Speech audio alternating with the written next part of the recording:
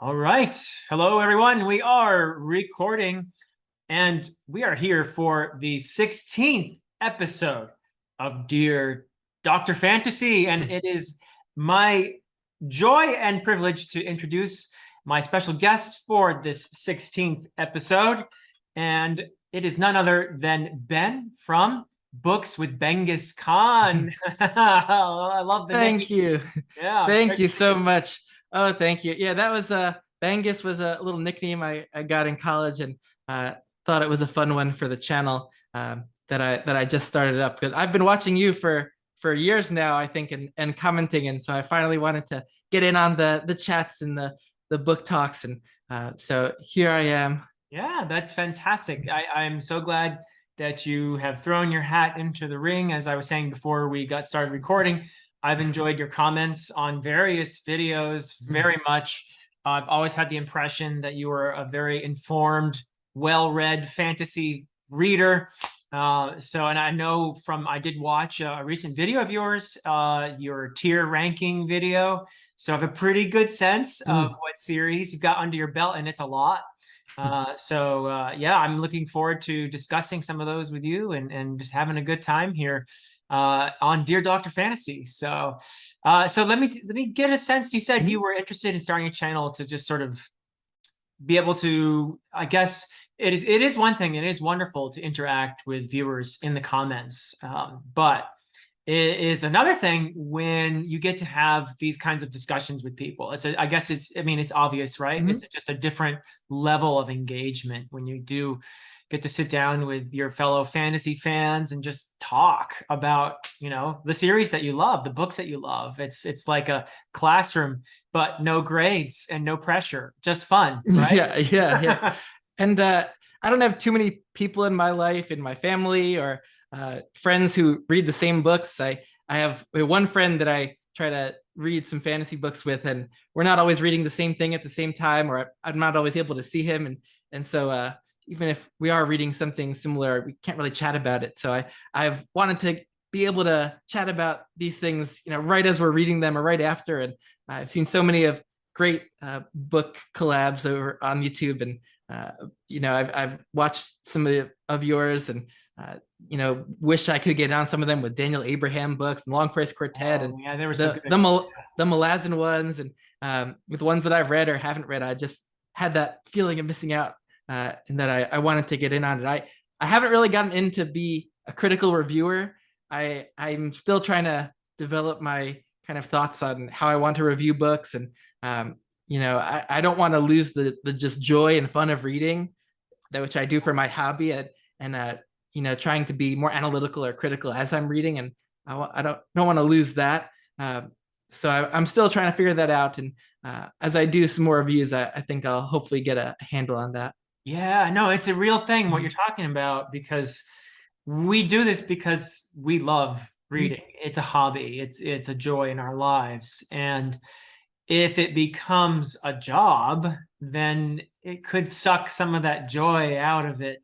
And the pressure, if you allow yourself to feel the pressure of, oh, I got to put out, 2, 3, 4, whatever videos a week, and I got to, do this and that, and then it becomes like another full-time job, and it doesn't even pay that much. Oh yeah, So, editing takes a lot longer than I thought it was going to. yeah.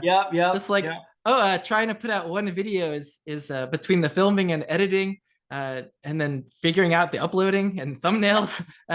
Oh my it's goodness.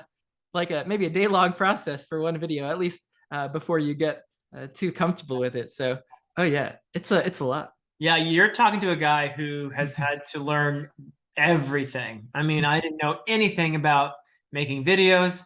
I knew nothing about thumbnails. As anyone who's followed my channel knows, my thumbnails were the worst until my daughter taught me how to make thumbnails. Oh yeah, they've gotten amazing. Yeah. They've gotten much better, I Yeah. think, right? Yeah. Thank you to my daughter. Big shout out there. But yeah, no, it's a lot of work. It's intense, and it's something you have to do out of passion. And also, you know what? If you're just looking to be in the mix, be part of the community, have a chance to have people talk to you on your channel or be a guest on theirs, you don't have to I think you don't have to feel that much pressure. Put out one video a week, maybe, Yeah. which is a lot. That's a lot of work. Doing one video a week is great. That's how I started out. Actually, it was just one video a week, and it's it's enough to put you in the mix and just be present. And on the other hand, if you find that, okay, I feel like I can do more, well, then go for it. But it's a great hobby. It's a great place to be. It's a really wonderful and supportive community, as we say all the time. It's one of the things you'll hear the most often on Booktube, is just how wonderful and supportive the community can be. So it's I think I'm glad you made the move, Oh, thanks. so yeah. But that's great. And so you mentioned you'd like to be in some collaborations. Are there any series you have your eye on where you're like, I think I'd love to be in a discussion group on? Oh yeah. One of the less trodden paths in a fantasy booktube is the Shadows of the Apt series, and I started that series when Alan started his channel read along for the first four. That's Adrian Tchaikovsky, right? Yeah. But Adrian Tchaikovsky, it was his kind of debut series before he started all of his sci-fi, more well-known sci-fi books and series. Okay. And I absolutely loved it. And most people, though, stopped at his read along when it stopped after the first 4-book arc. Okay. And I ended up continuing through the 10 and just loved the whole series. It's one of my favorites now, and it doesn't get talked about a lot. But I know others like Pete from Ponderings of Pete.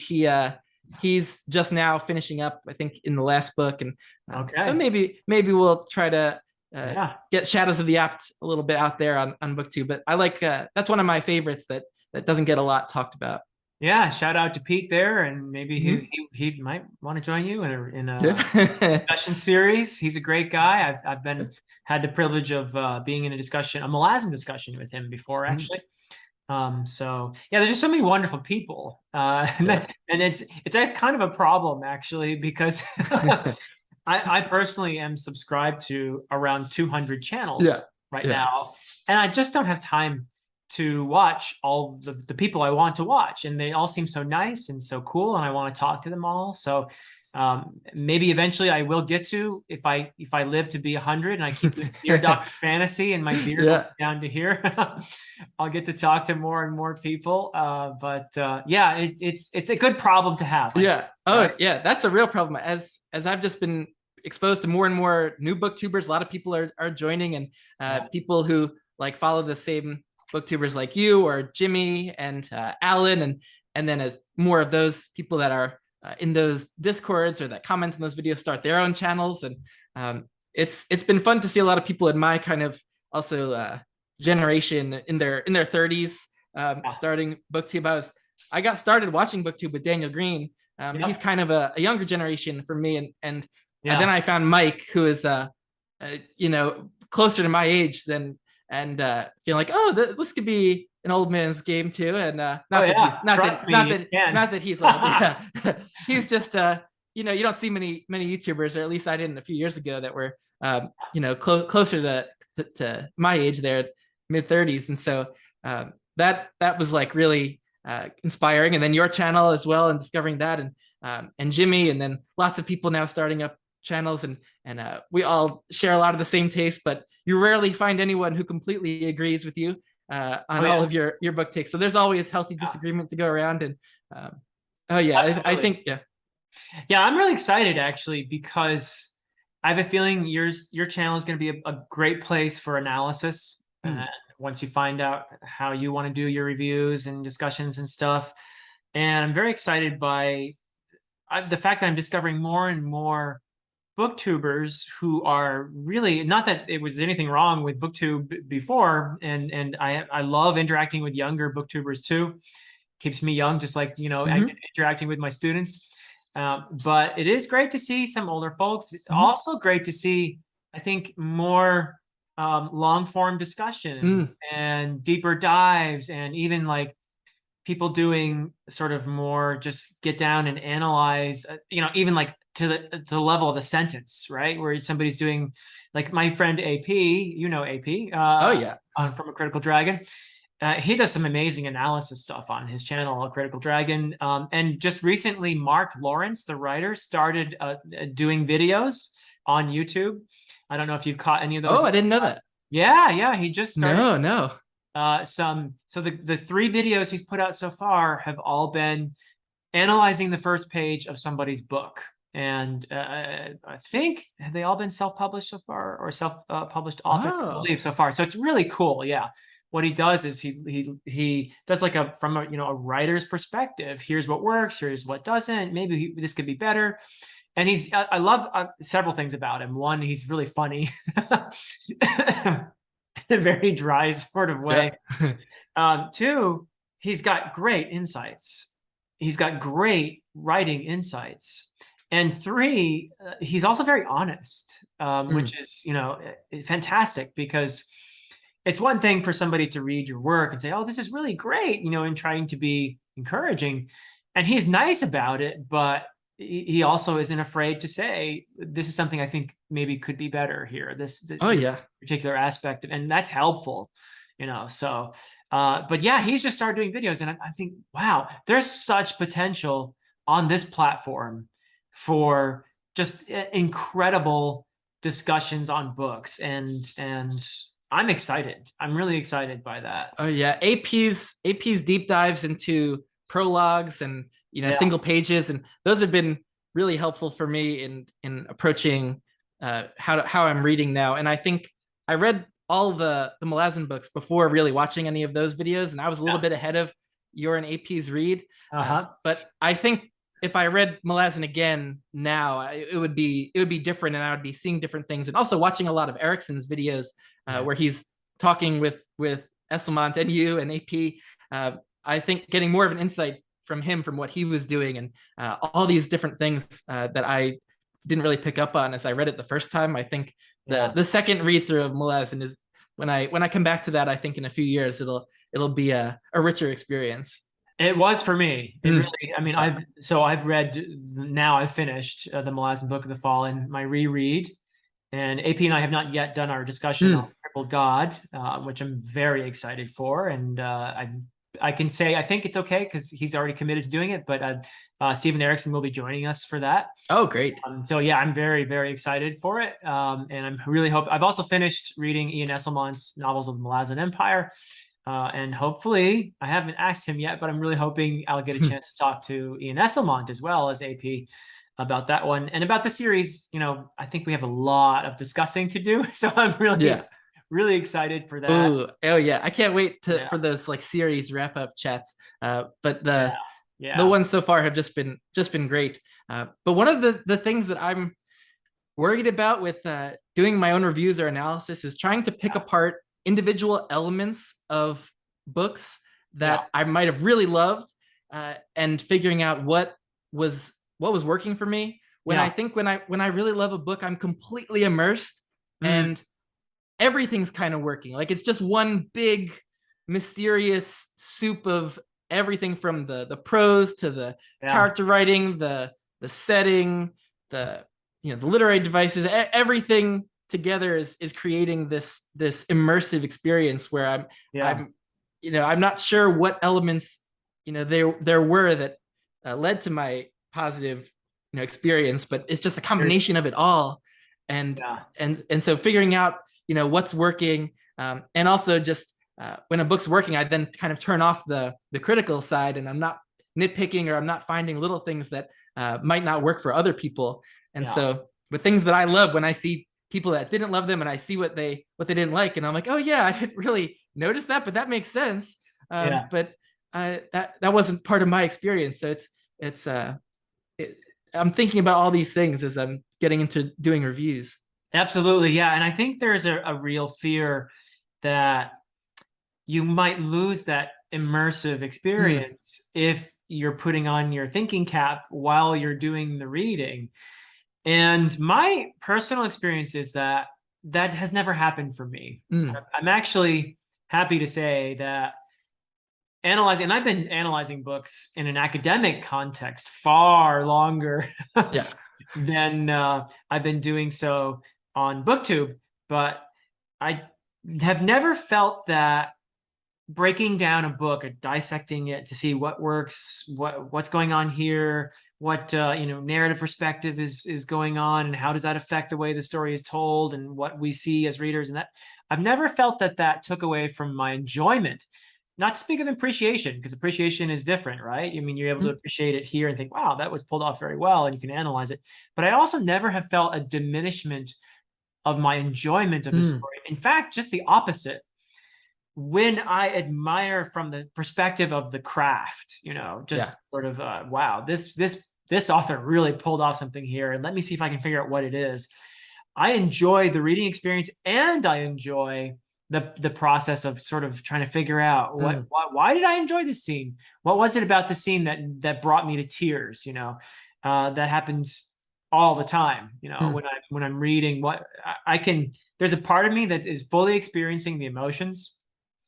Like when I finished reading The Crippled God, and I was like, for the 20th time, I was drying my eyes. And I was okay. Later on, I started thinking, okay, what did all these scenes? Did all these scenes where he got me? What do they have in common?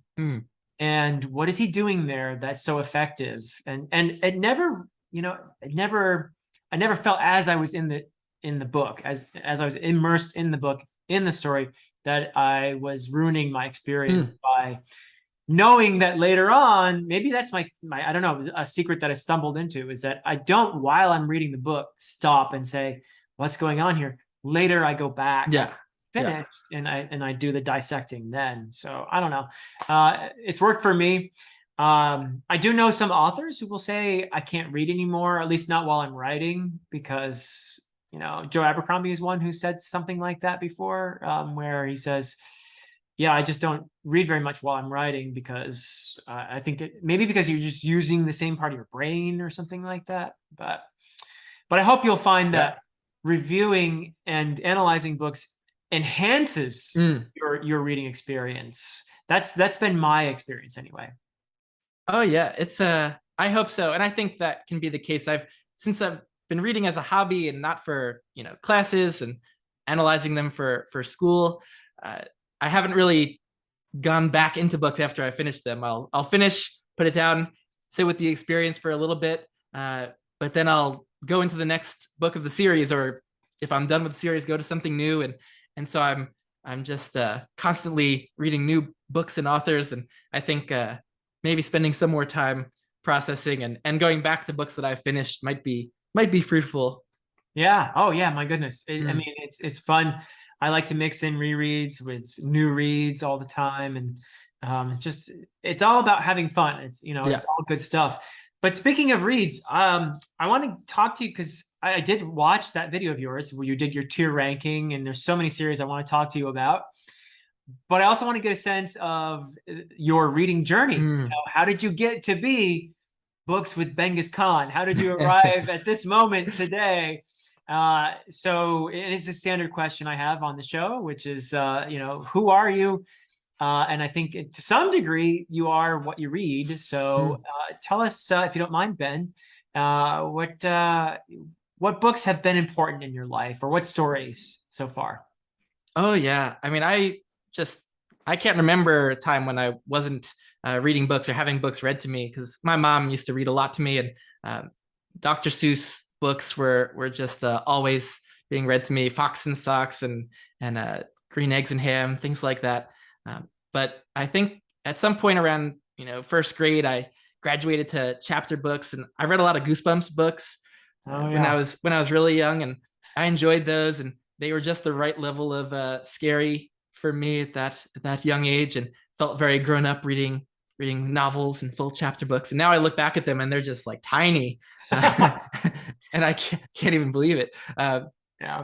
But my kind of seminal book series and reading experience was definitely Harry Potter. So I found the first 3 Harry Potter books when I was probably around grade 3 or 4. Okay. And I'm really in this like very micro generation of people who grew up with Harry and the gang, and were around the same age as Harry as he went through school. And so that was huge. I absolutely devoured the first three, and then waited with great anticipation for each release of the next books, and just was so into them, and was an emotional wreck after reading probably books 5, 6, and 7. And I read actually book 7 when I was a senior in high school, and it just felt like this very transitional time in life. And Wow. so Yeah. those books were extremely special to me, and I just was able to get so immersed in living like with those characters, and as if I were the fourth member of the gang and in Gryffindor, and everything, just going along on their adventures. And I got so swept up in it. And I definitely tried a few other things because I thought, oh, I'd like reading in general. I'll try other things. I tried Aragon when I was probably around 12, and that was popular back then. And I didn't really like it. I was a big Star Wars movie fan, and even my 12-year-old self could sense how derivative it was from Star Wars, and it bored me, and I didn't make it even through book 2 of Aragon.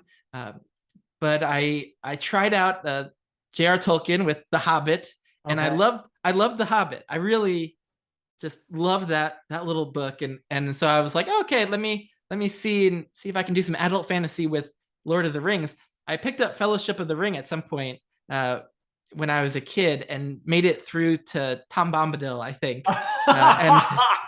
And I was like, I don't know what's going on here. This is pretty hard to understand. This isn't like that.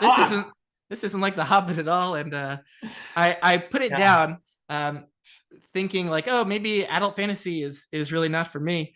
Wow, and so Tom Bombadil defeated you. Huh? Yeah. And I ended up absolutely loving to death the Lord of the Rings movies that came out, and I watched those as they came out in the theaters, and then rewatched them multiple times throughout my life. No coincidence, perhaps they excised poor Tom Bombadil from. Oh yes, yeah. But so I had a very interesting kind of relationship with reading as a preteen and teenager, where Harry Potter was this hugely emotional and immersive experience, but I didn't really have anyone giving me other fantasy books, and I didn't have the internet and have the wherewithal to seek out other recommendations, and so my fantasy reading kind of stopped at Harry Potter. Yeah. And I would reread those books. Between books, I was on Harry Potter websites and reading Harry Potter fan fiction, and and then otherwise that was my reading hobby for a few years probably, and I was mostly doing other stuff like playing video games, or watching sports, or playing sports, or watching movies.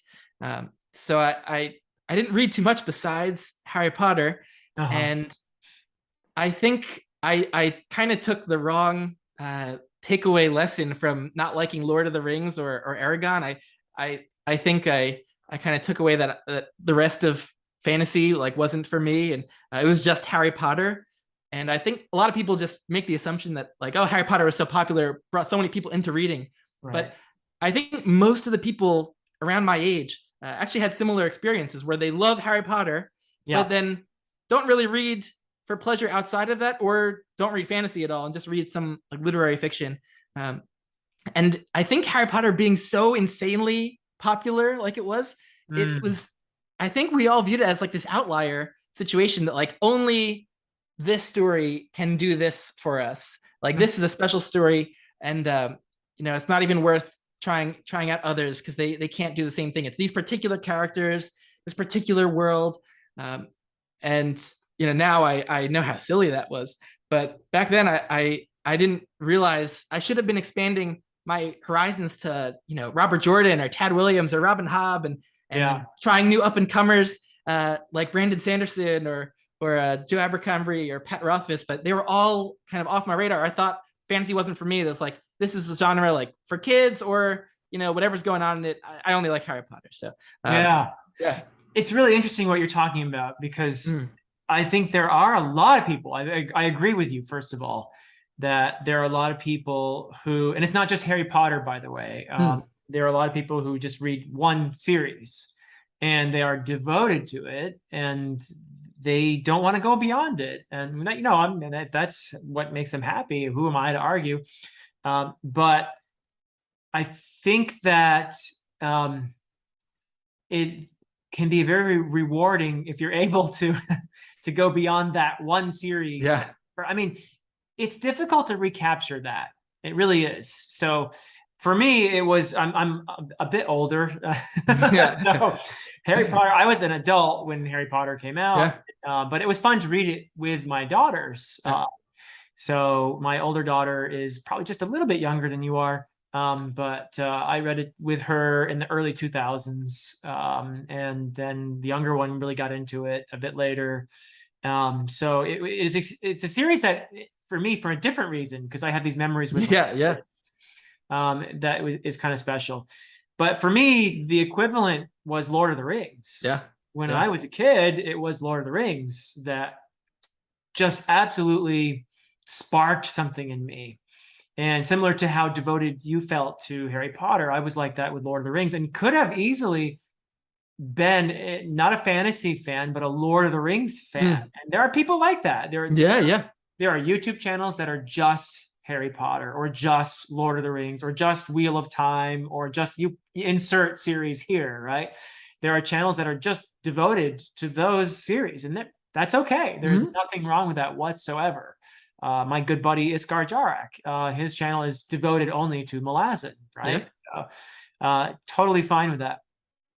But a different approach. And by the way, people often who run those channels do read other series too. I know Iskar, for example, he reads a lot of other series as well. So I don't want to give the wrong impression there, but I have personally found that when I went beyond Lord of the Rings, I experienced a kind of it was a really wonderful thing. I mean, it did not diminish my love for Lord of the Rings in any way whatsoever, but I enjoyed discovering the Earthsea books. And then I reached a certain point in my life when I realized I haven't really, I feel like a fantasy fan, but I haven't really read enough series to really call myself that knowledgeable. So at a certain point I said, let me just read more fantasy. And partly it was I was thinking even way back then of eventually maybe having a course about fantasy. I need to read more series, especially more recent ones that people love, and how enriching that has been. I mean, I in a way, my channel is is a quest to find great fantasy series. That's what it really is about, and to talk about people with them. So, but yeah, I mean, after I committed to doing that, instead of reading. And again, there's nothing wrong with this because I did it for a long time myself, and I'm glad I did. But I reread Lord of the Rings every year. Now I don't have time to reread it because I'm reading all these other series and trying to get all these other really wonderful books under my belt. And I'm glad that I'm doing that, because I do feel like it has expanded my universe quite a bit and given me a deeper appreciation for storytelling and for life. So absolutely. I just, in my Harry Potter only kind of viewpoint with fantasy, I was missing out, I think, for years on other stories that would have given me similar experiences. And I know that's true because more recently, I've tried them out, and some of the experiences I think have been more profound and enriching. And so I do regret kind of not branching out at that time, but better late than never. And I have to thank my friend who pushed some adult fantasy on me a few years ago. But one thing I do want to mention that I want to maybe come back to later is that most of my reading of fiction throughout my teenage years was just through assigned books through school and English class. And I think my English classes contributed to kind of my apathy towards fiction, and I think that's also very similar for many people in our American school system. But I rarely got excited about books or fiction or any kind of fiction storytelling, and through school, and that was how I was mostly consuming fiction. But I still kept up a reading habit. Through college, I was studying a lot of ancient history and education, and I was drowning in nonfiction. And so I didn't have time to do too much reading fiction, but like on school breaks, I would read occasionally. And I read some great books. I tried out Ender's Game, which was science fiction. So that was not part of the fantasy embargo. But I really liked that. And I read some great books like Zen and the Art of Motorcycle Maintenance was a very, very profound read, and other classics like Lolita. And so I was trying to, expand what I was reading in terms of literary fiction, and then I got really back into reading, I think, as an adult for the first time after college. I went to go teach for a year on a remote atoll in the Marshall Islands, on an Cool. atoll called Jaluit. Huh. And I was a teacher in a high school there, teaching a bunch of different subjects. And there were no roads, really, like nowhere to go beyond the little village. Didn't have internet, didn't have TVs, didn't have cell phones. This was in 2012, when smartphones were just starting to dominate our society, but no internet connections out there, so no smartphones allowed. And it was so peaceful that year. Just go and teach during the day, and then come back by my kind of lagoon side, ocean side apartment, and just put a chair out on the patio, looking out over coconut trees, and just read for hours at a time until sunset. Nice. Until sunset came, and well, then maybe go back inside and read some more if I didn't have work to do.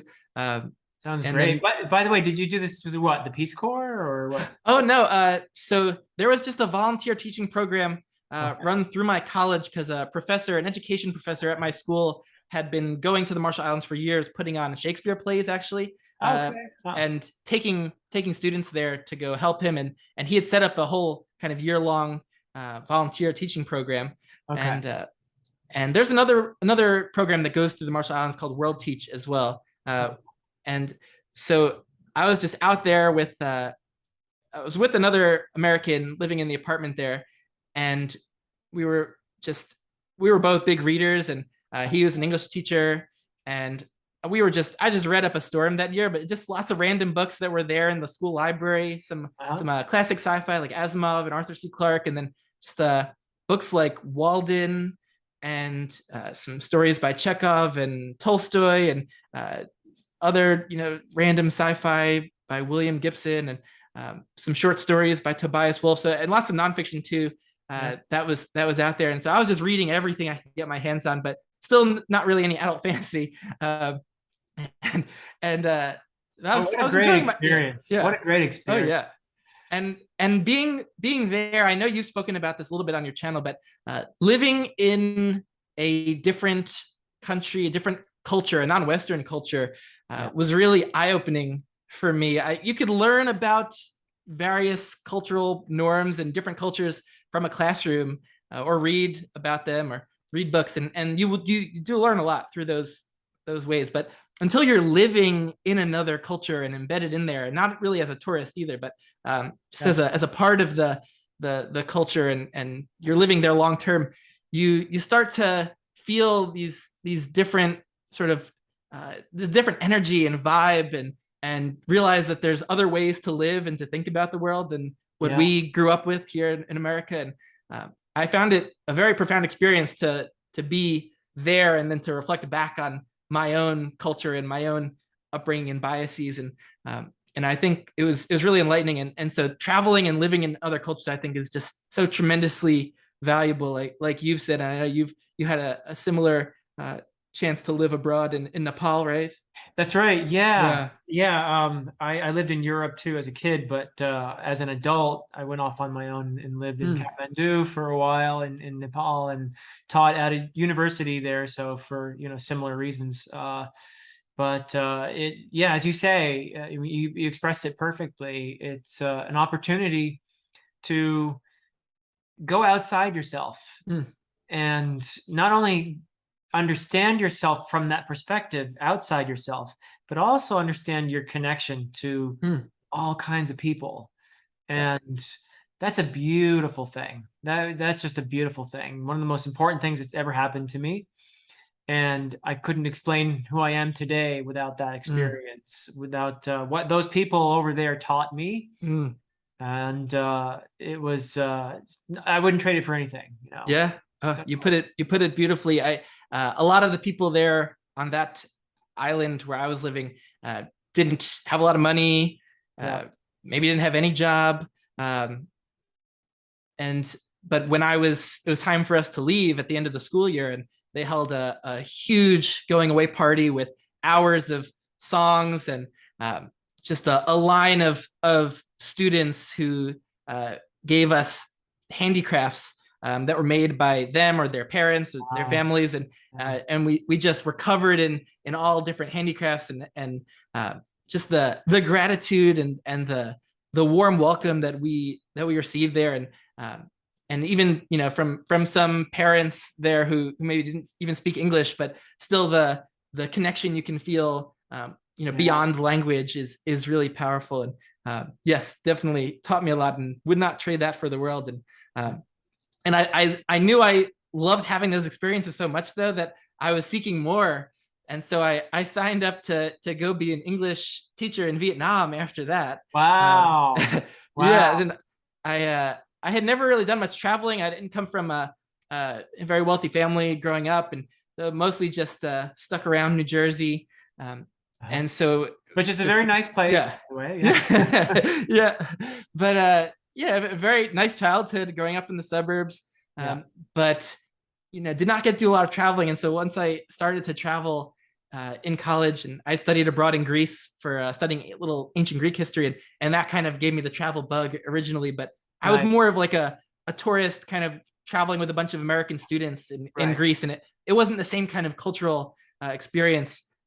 You don't get that I had, saturated that way. It's more superficial. It's great. It's better than nothing, but it is much more superficial than living in a place, learning the culture, ideally even learning the language to some extent. Yeah. So you went to Vietnam. Wow, that's so cool. I was in South Vietnam in the Mekong Delta at a kind of rural university teaching English, like speaking and listening. And I just had a blast. I loved it. I had actually gotten my certification at college for teaching history, like planning on maybe being a high school history teacher, but I had a blast teaching English language in Vietnam. It was so fun, just practicing English through singing songs and having conversations, doing skits, and so I had a blast. And also met my wife to be there. She was an English teacher from that town, actually, where the university was. She was also an English teacher, and we were assigned to co-teach in the same class for one of our periods.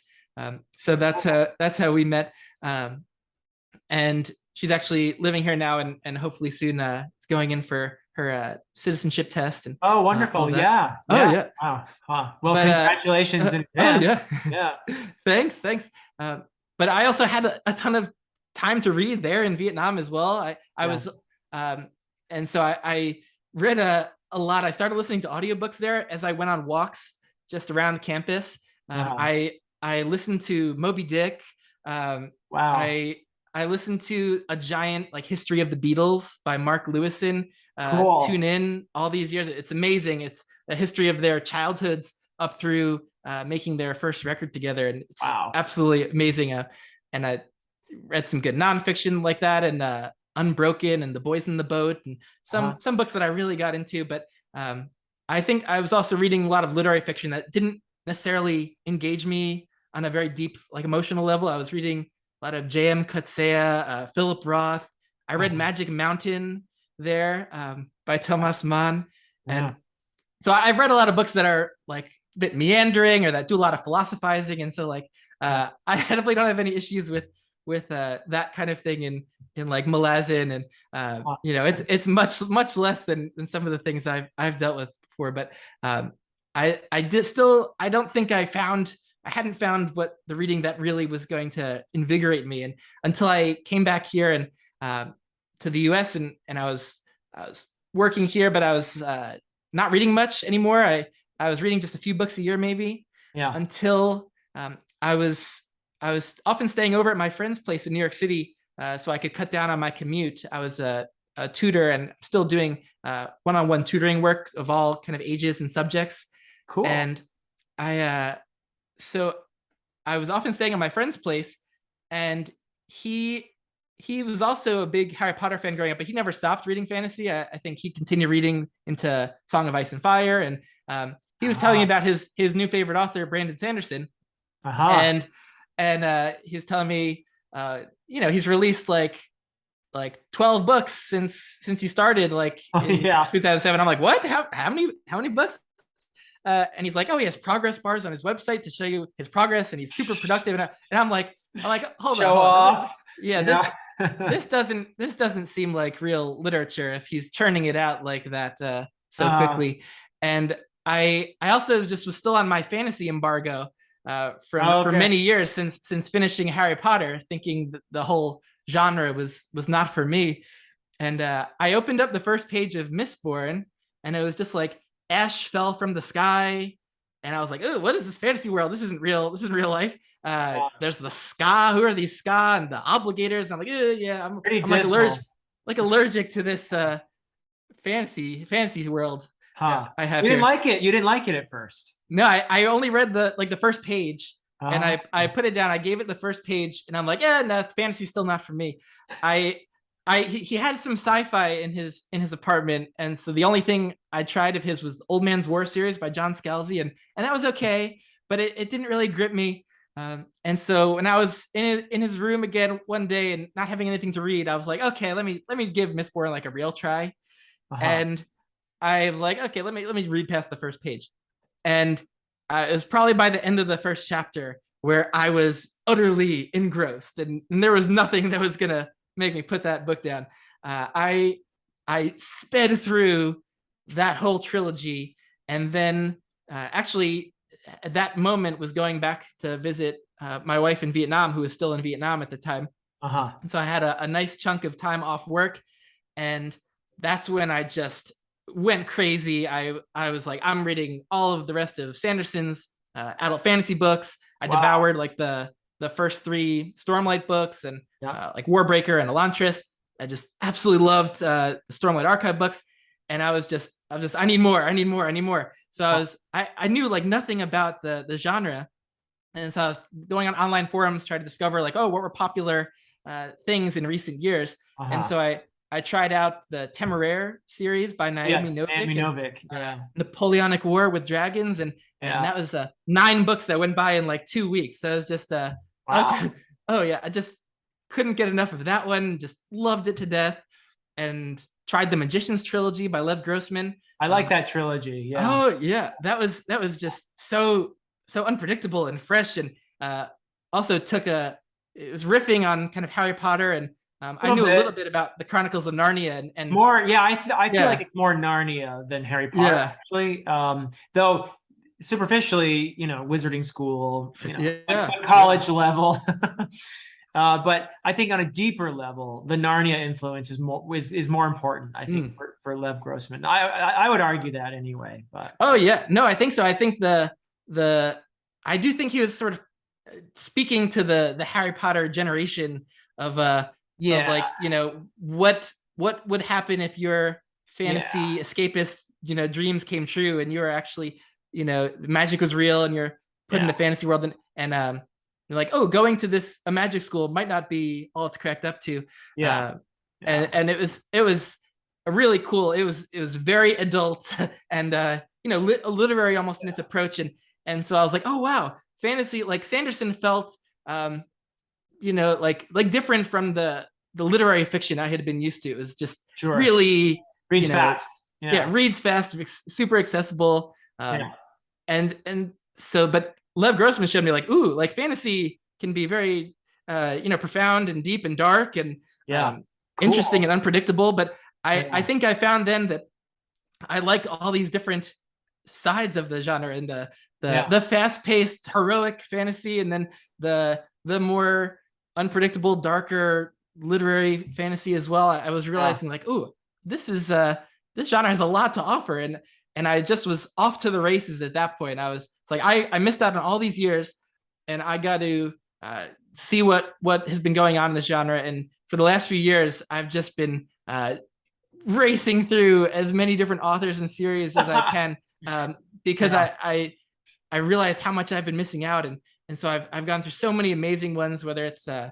Shadows of the Apt, and I went back and read Wheel of Time, and doing that was interesting because I was reading into maybe it's like book 4 or 5 Wheel of Time and being like, Oh, okay. This is where the Stormlight Archive really got Uh-huh. its inspiration. I was like, oh, Sanderson grew up reading this, and Yeah. this I was worried this would read like old stale fantasy, but it felt like, very similar to how the Stormlight Archive felt, Yeah. and so I was and then I read Malazan, and that was very different Hmm. and incredible. And I'd actually shied away from Malazan for a long time, thinking, worried that it would be too dense, too inaccessible, Uh-huh. and then it's actually interesting. I think there are some uh, really kind of wrong expectations that I had for a lot of series, and Malazan's one of them. First Law is another, where I Uh-huh. also shied away from that one for a while because that was like grimdark, and I really know what that meant, and I thought it was just going to be like people running around killing each other like in The Walking Dead.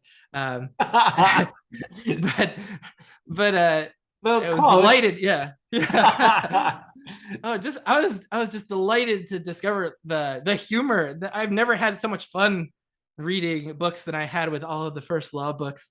Yeah. Um, Although and I would yeah, argue that Abercrombie is almost unique in the mhm, brilliance of his humor. yeah, And it definitely offsets the bleakness of his stories, which are incredibly not just it's not even the violence and stuff for me. It's just how alienated all the characters mm, are and end up. I mean, there are always these moments you think, oh, maybe they're gonna actually make a connect, and then no, it just it's so oh yeah, alienating and so bleak and so damn funny that you don't mind. yeah. So Yet, yeah. yet there are a lot of characters. I know we don't do spoilers on Dear Doctor Fantasy, so No, I'll we try to be don't. careful. But there Yeah. are a lot of characters in First Law that I think do try to be good, or at least better. They're Yeah. trying to Yeah. grow and be better people, or change, or to find or carve out a little corner of morality in this bleak world. And Yeah. just that a lot of the main characters, I think, have that very likable quality about them. Yeah. Even some of the less ethical characters, they're usually not just mustache twirling all super evil characters. There's complexity to all of them. um, but I actually listened to that all on audio, so Uh-huh. I've been all over the place with sometimes I read full kind of books or series in print. Some of them I did fully in audio. So I definitely discovered audiobooks when I was just going on long walks in Vietnam, and realized that I didn't have any trouble kind of retaining information with them. Or and then I loved the Dresden Files audiobooks. James Marsters was just delivered those in such an emotional uh, way. It was such a serious kind of performance he brought to those. I just really loved going through those. and Yeah. and then Stephen Pacey was just this extremely animated performer. The voices he did for all the different characters in First Law were just captivating, and so I tried, I think, at one point to pick it up in print, but was just hearing Stephen Pacey's voices, and so I couldn't even do it. But Huh. more recently, I've been, because I like to listen to books as I go on walks or if I'm in the car. Yeah. So I do listen to some on audio, but then I also just like to read sometimes, and at night settle in with the book and read. And I've even tried out immersive reading, where I'm reading and listening to the audiobook at the same time. Yeah. I did that for the first time recently with Sun Eater books, and Okay. Christopher Rocchio. the Yeah. the narrator for that one was just incredible. That's also first person, and I think there's just the first person stories lend themselves to Yeah. audio just that in a really cool way, where you're hearing the character tell the story, whether that's Dresden or Hadrian in the Sun Eater books. Interesting. And Huh. I actually listened to a lot of the Farseer trilogy that way, and I think it adds to my attachment in with those first person series a lot. Yeah. Um, Huh. but I also know I've watched AP's thoughts on these, and I totally agree with him that Yeah. if you listen to audio, that you should make that known, because that's affected your experience of the book. And It's performance. yeah, yeah, that it's I'm my experience is mediated through someone else's take on the characters and the emotions, and Yeah. so it's I'm not getting it maybe as purely straight from the author as I would if I just read it. And so I think I still love just reading as well, and like doing a mix. Yeah. I've been pretty unsuccessful so far when it comes to audiobooks. And the first person I ever heard talk about that immersive approach was Jimmy from the Fantasy Mhm. Network, who did a lot of Malazan reading that way. And I think he does it on a fairly regular basis too. I haven't tried that yet. I've just tried straight up audio for the first time pretty recently, listening to, I wanted to go with something that was near and dear and familiar. Mm. So I thought, okay, Fellowship of the Ring, Andy Serkis, right? And I love Andy Serkis, love his acting, think he's brilliant. He's also a brilliant narrator, in my Mm. opinion. He does the voices. He sounds even like the characters from the films. Like he does even like Pippin with a Scottish accent, like Billy Boyd. So he does all sometimes you even feel like you're hearing, Ian McKellen instead of Andy Serkis when he's doing Ooh. Gandalf. So he does a brilliant job. He's just so talented. But I find it much harder to focus on an Mm. audiobook than I do on a book. Yeah, yeah. So I'm bad at it. So I need to practice maybe, but I do think it's a skill that you build as you yeah, listen more and practice. But I yeah. definitely find that I can't just be doing nothing. When I'm doing household chores, that's like the one of the best times for listening to audiobooks. Interesting. I listen to uh, like I use noise canceling headphones as I mow the lawn, and Uh-huh. that's a great time for me Uh, to listen to audiobooks. But I just like, especially just going on walks, and I'm out there walking, and I find that's the truly the best time where I can almost fully focus on the book, but I'm still not just kind of sitting and doing nothing, because then my mind will wander. And Interesting. I'll have and to so try that. yeah, I'd recommend doing it while you're just doing chores or on a walk, something where it's you can still focus on the book mostly, but that's not the only thing that's you're doing. Okay. Um, Okay. I Yeah. would, I've always thought yeah. I'm bad at multitasking, but I'll try this approach and hopefully it'll work a little better for me.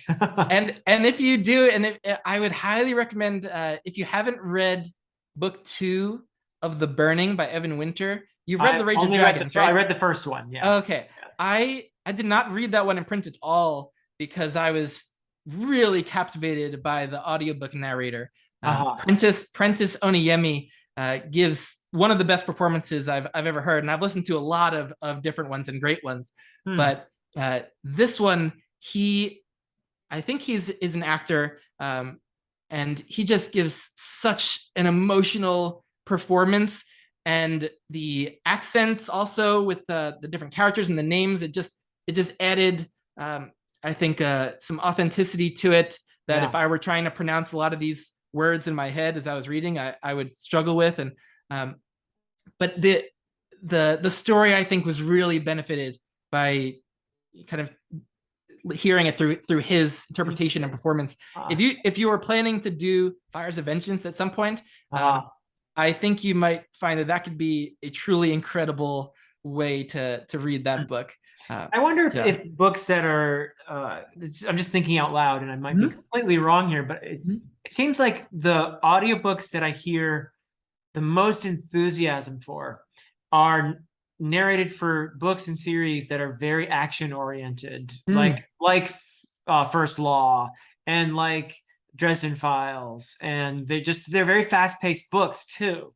And I tend to hear a lot. Maybe it's also just the talent of those particular narrators, but those are series I hear a lot of people gush about in terms of the audiobooks. And Mm. so I wonder if I've never thought about it, but I No, wonder yeah, I think action, there is something to that. fast-paced Yeah. books make the best audiobooks. I don't know. I think there is something to that. Like I said, I listened to all of Moby Dick, and that was a bit of a struggle. Okay. I and there are That's some not known long, as a yeah. fast-paced, action-packed No, book. Yeah. there's the occasional whaling chapter in there that was Yeah. action packed, but Yeah. then there's whole chapters about the color of the whale, um Yeah. and how things work on the ship and everything. So yeah, I think you're right, and a lot of people find they can't get into the Malazan audiobooks, but they have Yeah. tremendous narrators. Ralph Lister, who did the first 3, was spectacular, and Mhm. Michael Page doing the last bunch was also great. And so the quality of those narrators is extremely high, but a lot of people just find they can't get into those audiobooks. And I do think things like first person, make it easier to just get what's going on, action, more action and faster pace. I think you're right. They make it easier to stay engaged in the audiobook. And yeah, because there are a lot of amazing performers that don't get the praise that Pacey or Marsters do for those series. But that is, so if you want to try out audiobooks, I think for something that I think would actually improve your read of it and improve and elevate the experience, I think Fires of Vengeance is the way to go. You might find that or I would hope you'd find that oh my God, I wasn't this into Rage of Dragons. I think Prentice Oniemi does, and experiencing it through his voice and reading is just elevated that experience that much. Cool. I did like Rage of Dragons. I did not love it. And it was just an experience of action. And it was just boom, boom, boom, boom, boom. And I would have felt, I think, a little more connected to the characters if there had been more valleys in there, more moments. He does. I mean, don't get me wrong, he does action really well. He's really good at it. But I would have wanted a little more range in terms of what's going on in there. I'm glad I read it though, and I would like to read Fires of Vengeance, and maybe I'll take your tip and try it as an audio. I agree though that Rage of Dragons was a little one note. I just the audiobook was so engaging that I don't think I minded too much, but Fires of Vengeance does, I think he vastly improved as a writer. He was came to writing very late in life and was a debut author. And so it's not like he even wrote a bunch of novels in the trunk before Rage of Dragons. That was his first book. And I think he improved vastly in Fires of Vengeance. And that one is definitely, it shows more of a range and much less action, I think, as a percentage of the book overall. I think that one, even if you read it, you'll like it better than Rage of Dragons. But the audiobook experience, that just you might find there might be something to this audiobook thing every now and then. Cool. I'm still very open-minded about it. So I will experiment and hopefully work out a way to be more focused while I'm doing it. I mean, it doesn't work for me, I know, when I'm going to bed because I fall asleep. I love listening to audiobooks as I fall asleep. So I have maybe a minor case of insomnia, but it's not too bad. But I'll usually take a little bit of a time to fall asleep. But it changes, every night. I never know how long it's going to take me to fall asleep. And so I've tried different things to help me fall asleep, like listening to the radio or talk radio or things. But I found that listening to just whatever book I'm listening to as an audiobook, it'll often help me go to sleep. And so I'll have to wake up the next day and look in the book and kind of look in the print book and figure out where I was and where I remember kind of leaving off and reestablishing my spot. But I especially like it when I can't fall asleep. I don't feel restless because I'm just I'm getting great reading time in now that I can't fall asleep.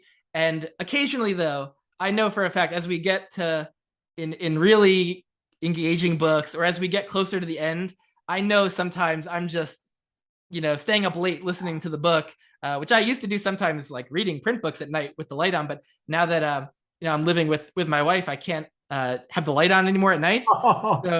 So now audiobooks are my way to I keep it very low and keep it next to my ear. And so sometimes I stay up late and get to finish books that way. And sometimes that does get me in trouble with I probably would have gone to sleep earlier without those books, and then I'm tired for work the next day. But it's often worth it to stay up late with a book that you love and you can't stop reading without disturbing your loved one either. Yeah. But you can't do a fist pump and you're or anything like that. But no, you gotta keep quiet. I also can't get caught if I'm caught reading or looking at my phone when it's bedtime, I get in trouble. So I gave up trying to read on my phone. But before, when I was reading the Three Body Problem trilogy on a vacation once, on my phone, I was so into it I couldn't stop. I was hanging off the side of the bed Uh-oh. so the glare of the phone would be hidden, and so I was just reading on my phone, a Kindle app, off the side of the bed, because I just couldn't stop reading those books. Yeah, that would be very uncomfortable for me, but it's Oh funny. yeah.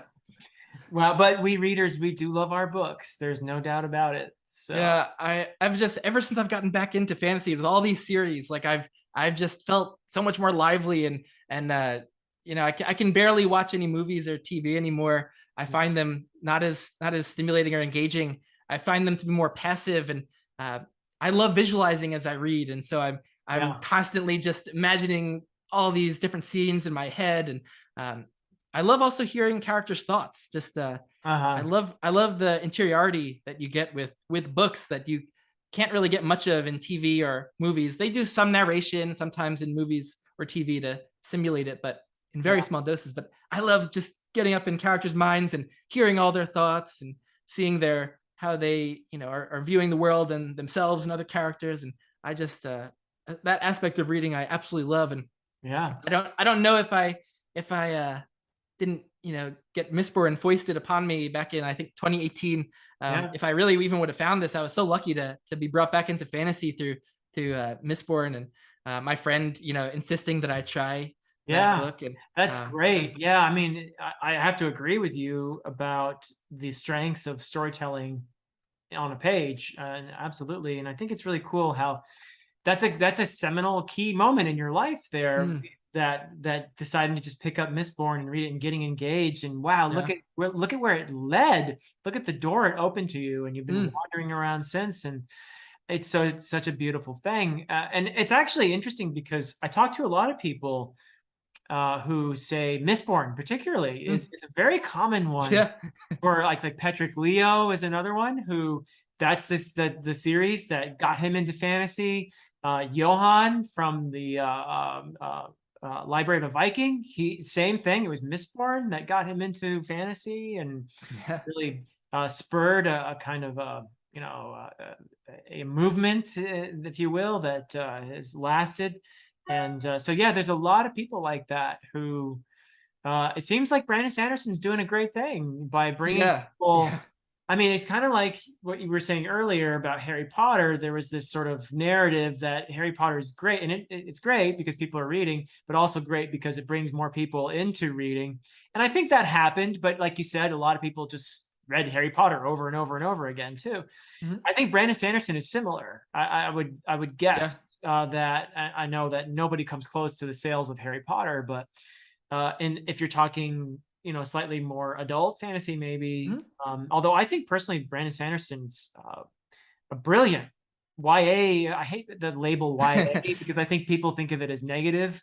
But I think he writes really well for people at a certain age, which Yeah. is maybe why he's really good at bringing so many people into this genre. I mean, we Yeah. all we all owe him a huge debt of gratitude for that because he's brought some really lovely people that I know into fantasy, including yourself. So Yeah. it's really cool. And I have only read the original Mistborn trilogy and the first three Stormlight Archive Yeah. books of his. And I wouldn't say that I don't feel like I need to read all the Cosmere Mhm. books and everything. I will definitely read the Stormlight Archive books. I've decided to postpone Rhythm of War to slightly closer to when book Yeah. 5 comes out because at this point I missed the bus and I'm kind of like, Yeah. you know what? Let me wait until the Yeah. fifth book is closer to publication and then I'll Yeah. Wise choice. Yeah. yeah. But yeah, I think he does certain things really well, and obviously he's done a lot for the genre. So, Oh but yeah, you're I think also yeah, go perfect ahead. bridge from the perfect bridge from like the experience of reading middle grade or YA fantasy to more adult fantasy. So yeah, Yeah, yeah, yeah.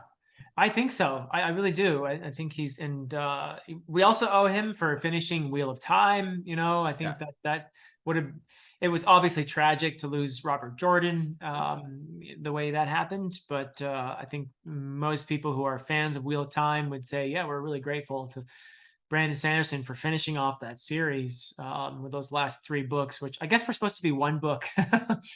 Yeah. but yeah, they became 3 books. So, but yeah, no, great stuff. Another series that I know that you love, that I'm really just kind of feeling myself getting sucked into, is Dresden Files. Mm.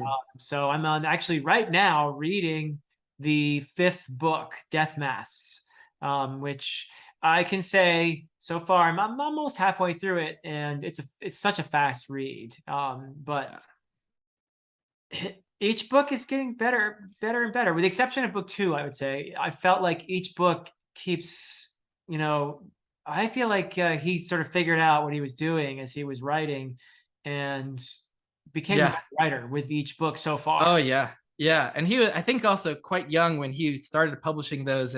Yeah, And it was fascinating binging the Dresden series like I did, yeah, because you saw that uptick in quality, yeah, really quickly, as you went through the books.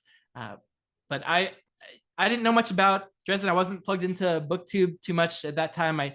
I was reading the first few and I was feeling like, oh, these are like a noir style fantasy right. where there's this case file, and they felt a little formulaic, but I'm like, oh, I'm having a good time. This is going to be fun. And then with book 4, Summer Night, and you get introduced to the fairy worlds and Yeah, the political factions of the fairy courts. And that's when this started to feel like it was opening up into a little bit of epic fantasy. And then you meet certain new players in the game in Deathmass also, yeah, who seem to up the ante. And uh, by around this time, there's a cast of kind of antagonists and side characters who are Harry's friends or helping him in various ways, who yeah. you start to get more invested in.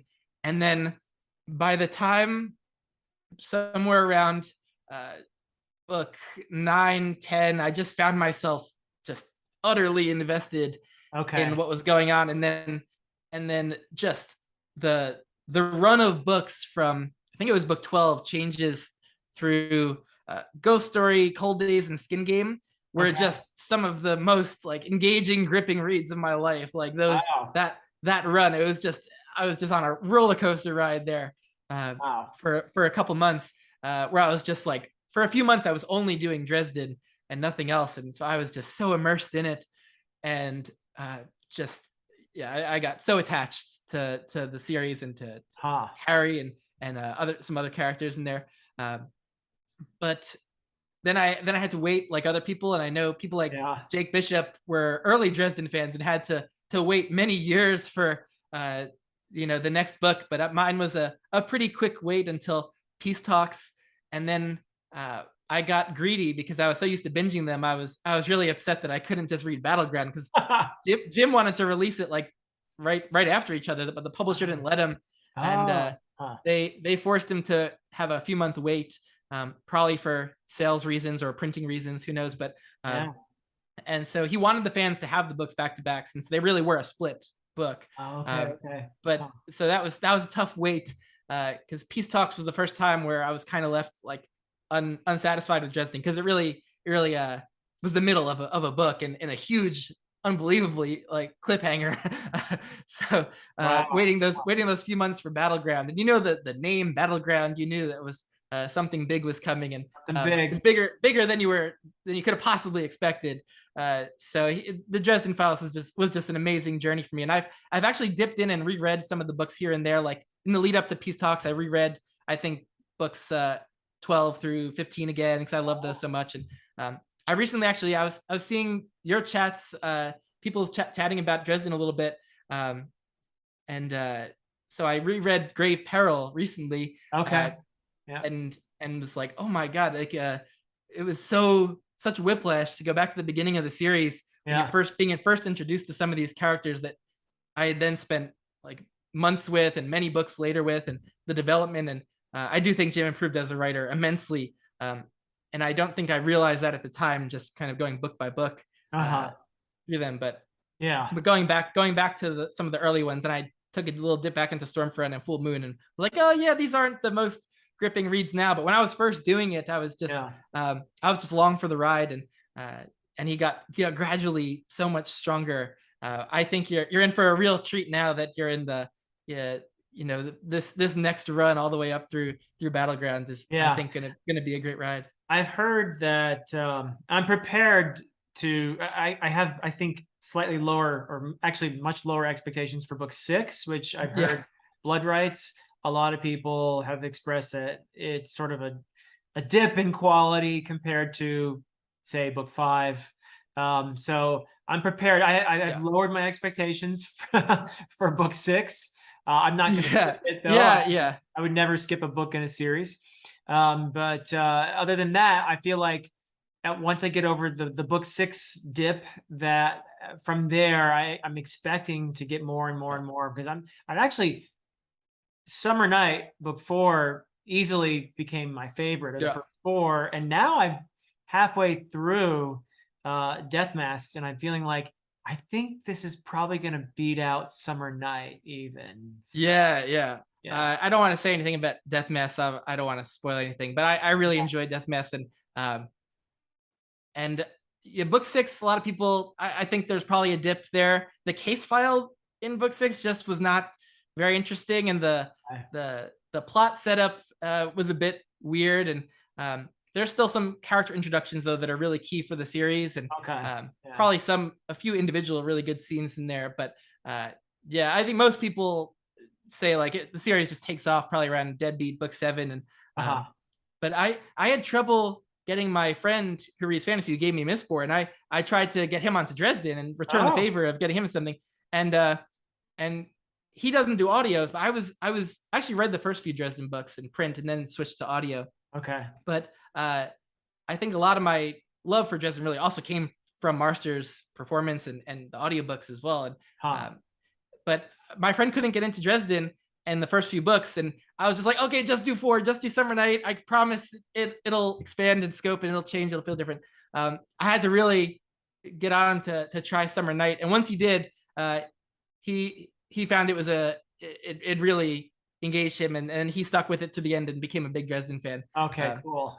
So there is definitely a hump to get over with some of these series, which is the danger for some authors of like starting out with a series or doing a long series, and the earliest stuff is likely going to be the weakest, and but one of the benefits of Booktube is that you have fans of a series who are there to say, okay, there are some weaknesses here in these earlier books, but wait till you get to book 5, or whatever.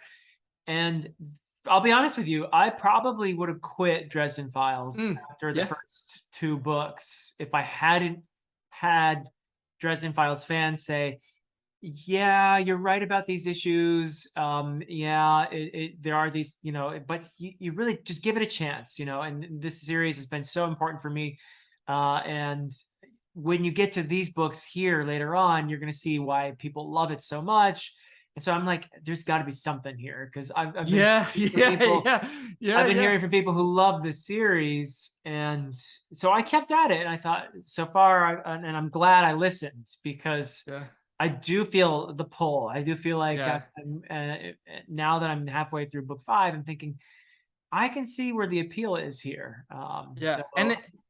Absolutely. And they move from being, more campy, very action-oriented noir books, but the action never goes away. I think the action gets more compelling. Well, it's a strength in a lot of the books. Actually, and it was the action gets more compelling, but it was fun watching people like Sarah from Sarah Reads go through her little Dresden journey recently. That sped up towards the end because she got so into it by the end. But she also, it reads for psychological complexity and relationships, and that's what he starts to do much more strongly as you go through the series. Is you feel the character depth and these really deep, complicated relationships between all these different characters. Between the protagonists and the side characters, and the antagonists and the protagonists, just really interesting, complex relationships, really deep self-identity kind of journey that Harry goes on over the course of the series. That's still ongoing. I have huge respect for Sarah, and I know that I think I believe it was Sarah who had read the first book years ago when she was younger and did not like it, and then Yeah. picked it up again later on. You've probably heard that story, but I had similar issues when I started Yeah. reading Dresden that she had when she first read it, and thought, why would anyone think I would like this? But I'm glad I persisted, because there's a lot of things to admire about the series, and I do like Harry a lot. I think he's a deeply flawed and Yeah. compelling character that I'm constantly rooting for, as I read the books. And I think that first person narration, as much as I feel like Harry is not a reliable narrator all the time, because he's especially hard on himself, Yeah. Yeah. I think that I feel a connection to him. This is Yeah. a good example of very effective first person narration. So I'm looking forward to Yeah. more. Uh, Yeah. you're right on point with he's very hard on himself, and he doesn't fully understand how others view him. And you Yes. don't get any external point of views until you read some of the short stories, which, I definitely recommend, whatever the publishing order is, or Right. you could go back to the short stories even after you read all the main books. But getting some Dresden stories from other characters' point of views are really fascinating. You Interesting. see Yeah. how they're thinking about Harry, and how they view him compared to what Harry was thinking, Yeah. about how other people viewed him. So Interesting. really, really great stuff. Yeah. Yeah. I mean, you just got Uh, to ask questions like, okay, if a guy like Michael Carpenter likes you and yeah. is willing to go to bat for you, you can't be a complete horrible human being, right? So Yeah. so yeah, I do suspect some of his I don't know if self-loathing is going too far, but he's definitely hard on himself. Yeah. So yeah, I'm really, really invested, I think, at this point. And I got to be careful, because I got to finish some other series before I really just go crazy and read one Dresden book after another. Yeah, I don't know how to balance my desire to binge with my desire to try all the things that are now on my shelf. Like yeah, I love going to used bookstores and grabbing piles of books. I love getting new releases now that are coming out in the genre. I yep, Now authors that I love, I then immediately buy all their other books. So yep. I just have so many unread books now, and so many authors to try. I'm right now reading Bernard Cornwell's Sharp books, Uh-huh. and Yeah. That'll please Alan has been Alan. talking. That'll Yeah, please Alan. Yeah. Alan's been talking those up for a while, and I wanted to try them out. I got like almost the full set from a used bookstore, Okay. and That's a lot of then books, right? yeah, yeah, it's like 23 and counting. He's still releasing another one this year, and going Wow. strong. Wow. He started that in 1981, and the publishing order is crazy.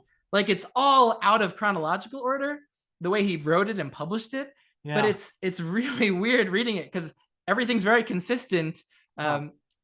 So he had very good internal consistency with what happened in the characters' past, and what they were aware of in their past, motivating events and things. So he had a lot planned out, or just whatever he put in those early books, he then stuck to when he wrote the later ones.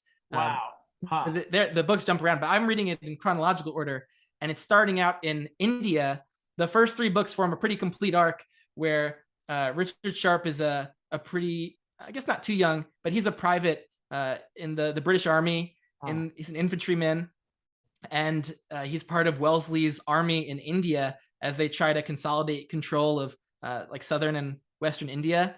Yeah. And that might as well be fantasy, because that like 1800 in India felt like the Wild West. Like, Right. Right. it was great fun. And Can I ask you, yeah, is yeah. Alan's favorite human being Obadiah Hakeswill in those three books? Oh my goodness, yeah. So Okay. Hakeswill.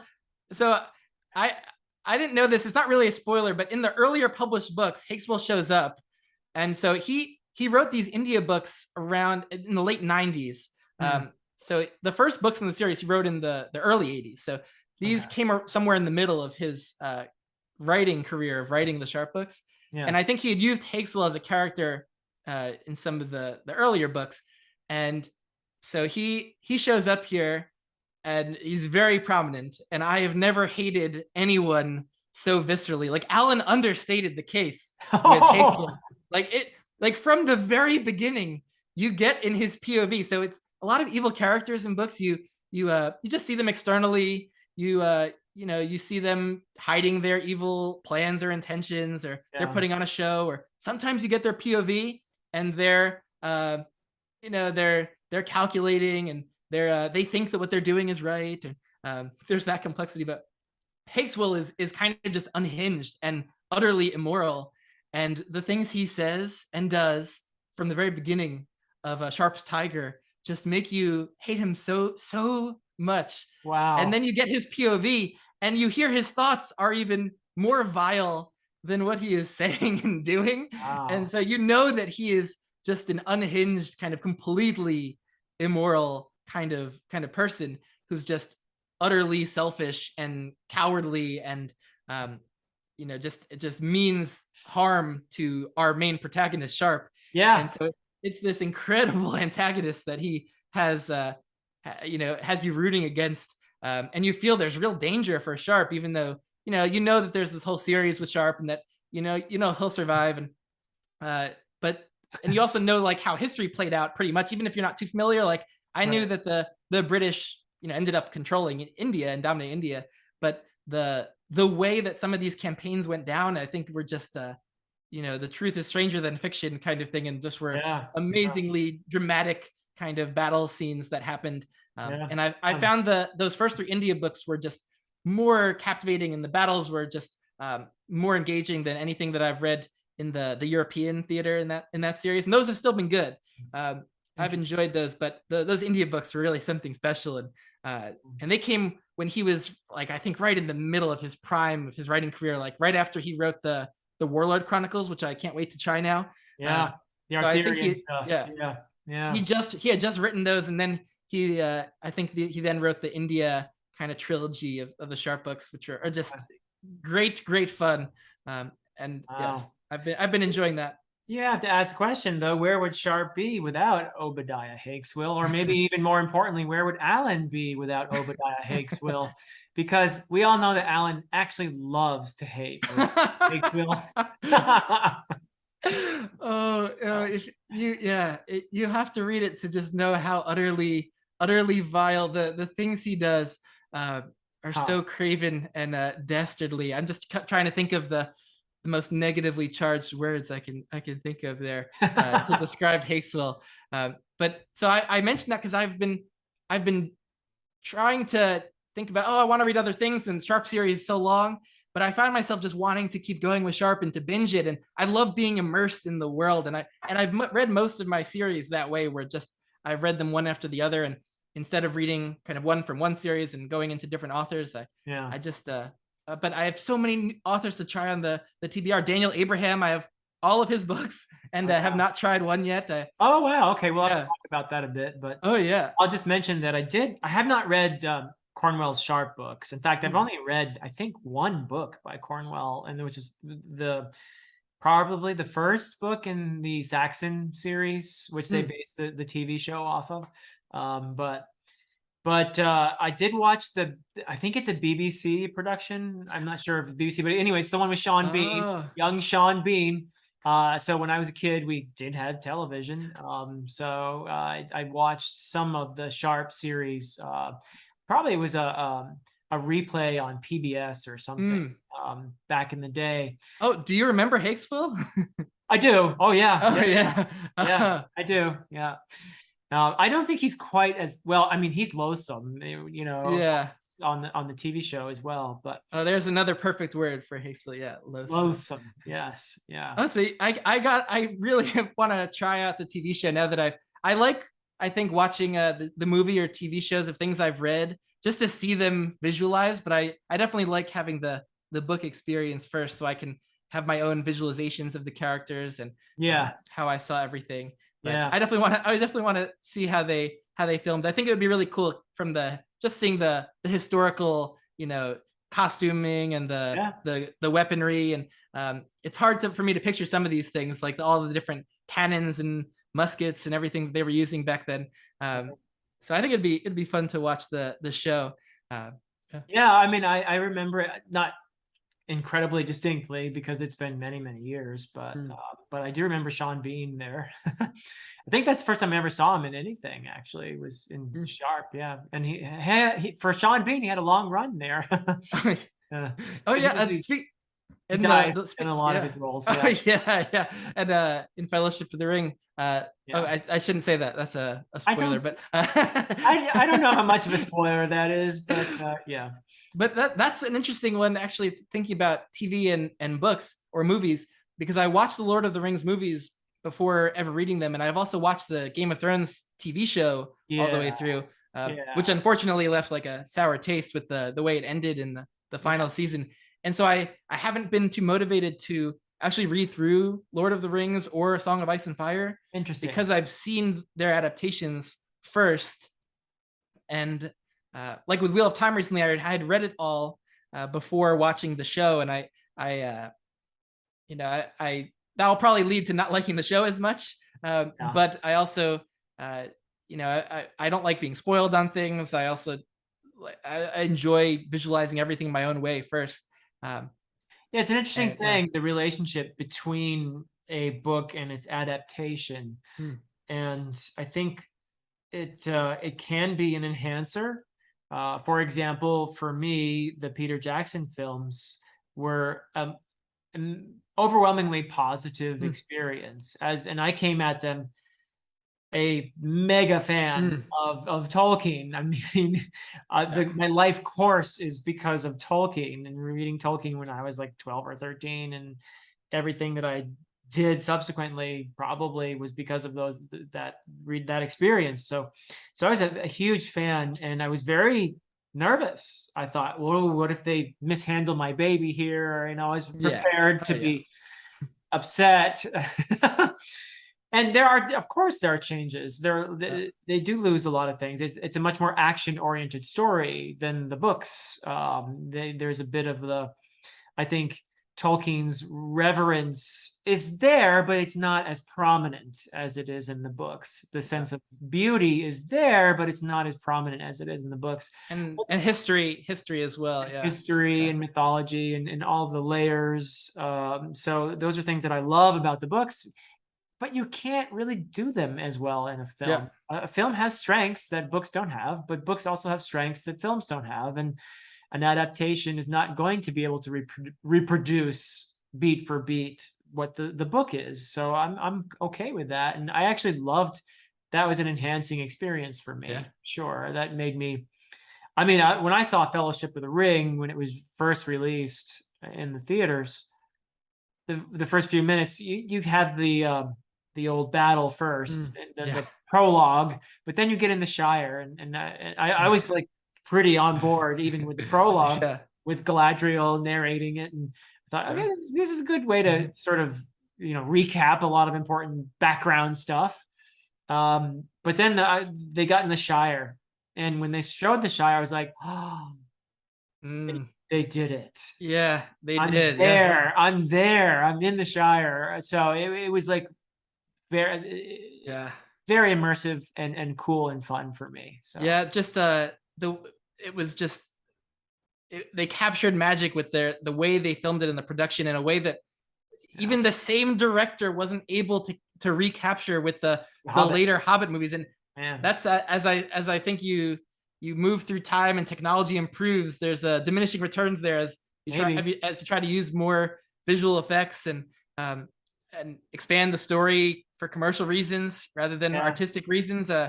Probably a lot of things went wrong with that. But that's another one where I loved the book and I read the book first, and so I was coming to the adaptation second. But I'm looking forward to eventually, at some point when I'm really in the right mood, diving in with the books of Lord of the Rings and not reading it against the text, because I tried to read it, Fellowship of the Ring, I think within the last couple of years, and I was just, I think, in the mood for a more fast-paced, action-oriented kind of story, and I was reading against the text. It really is an adjustment.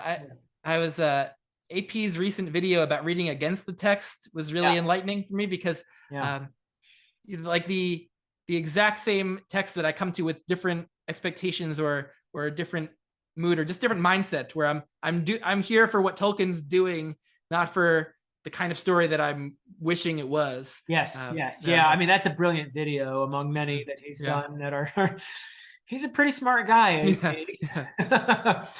But about Lord of the Rings, too, I think you made a great point about the technology being a Mm. huge factor in the relative. I mean, the movies made a ton of money, so I mean, but the Mm. relative failure of The Hobbit in relationship to Lord of the Rings, or in comparison to Lord of the Rings. Viggo Mortensen wrote an interesting article that I read Ooh. once about this, actually, which I completely agreed with, which is that, and he wasn't even talking, I think he may have been addressing The Hobbit, but he was talking primarily about the Lord of the Rings films themselves. Mm-hmm. And I happen to agree with him. For me, Fellowship was my favorite of the three films. And as they progressed with the films, they got more and more enamored with Yeah. the technology, with the CGI, with all that. And Mortensen's contention, I'm probably doing him an injustice by, summarizing his argument, but he actually felt that inhibited the storytelling, that it took some of the heart Yeah. out of the film that had been there in Fellowship, and that this was taken to a much further degree Yeah. Yeah. when we get to the Hobbit films, where it's really more about wowing people with CGI effects than it is about really careful, beautiful storytelling. Yeah. Yeah. Oh. There, you nailed it. Yeah, that's what the Marvel films for me are. I've watched a lot of them, since they've really started their resurgence, and they've almost universally just failed to invest me in them, and they end up feeling like CGI fight fests, and they prioritize that over that really deep, meaningful storytelling, and which you're right is so beautiful in the Fellowship of the Ring. Even though there's less action and less CGI in that one, it's such an amazing journey. Just that first film.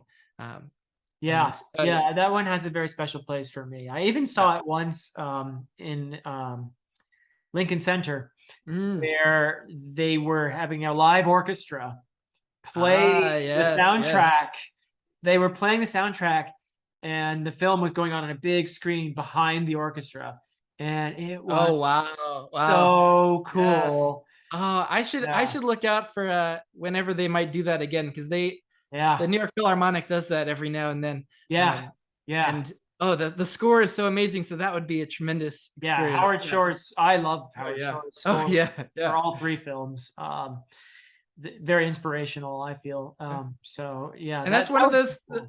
Our experience of an artwork, it's one of those things where whether it's a movie or a book, there's some magical mix of things that come together, whether it's the score, the acting, the costuming, the script, the cinematography. There's all these different aspects for movies and for books too, that if they all come together in a certain way for us to immerse us and tell that story in a meaningful way, it's sometimes, I think, really indefinable, almost, the mix that comes together. How you make that magic. It's pretty. I would agree with you that you can't really always just put your finger on it. You can take it apart and say, this is done well. This is brilliant music here. This is done well. This actor has done a tremendous job. But what is it that creates that fire? It's really.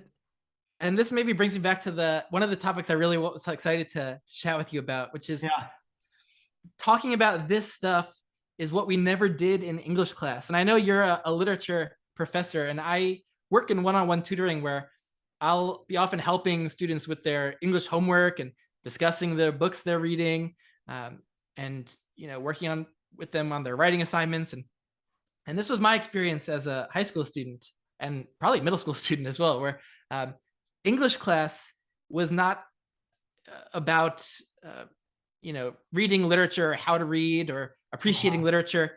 It was writing class, and it was analytical writing class in particular, and it was all about using literature as just like this raw material for finding evidence, or literary devices, and backing up your argument with quotes from the text to tell some sort of analytical argument, to write your very basic formulaic style 5-paragraph essay.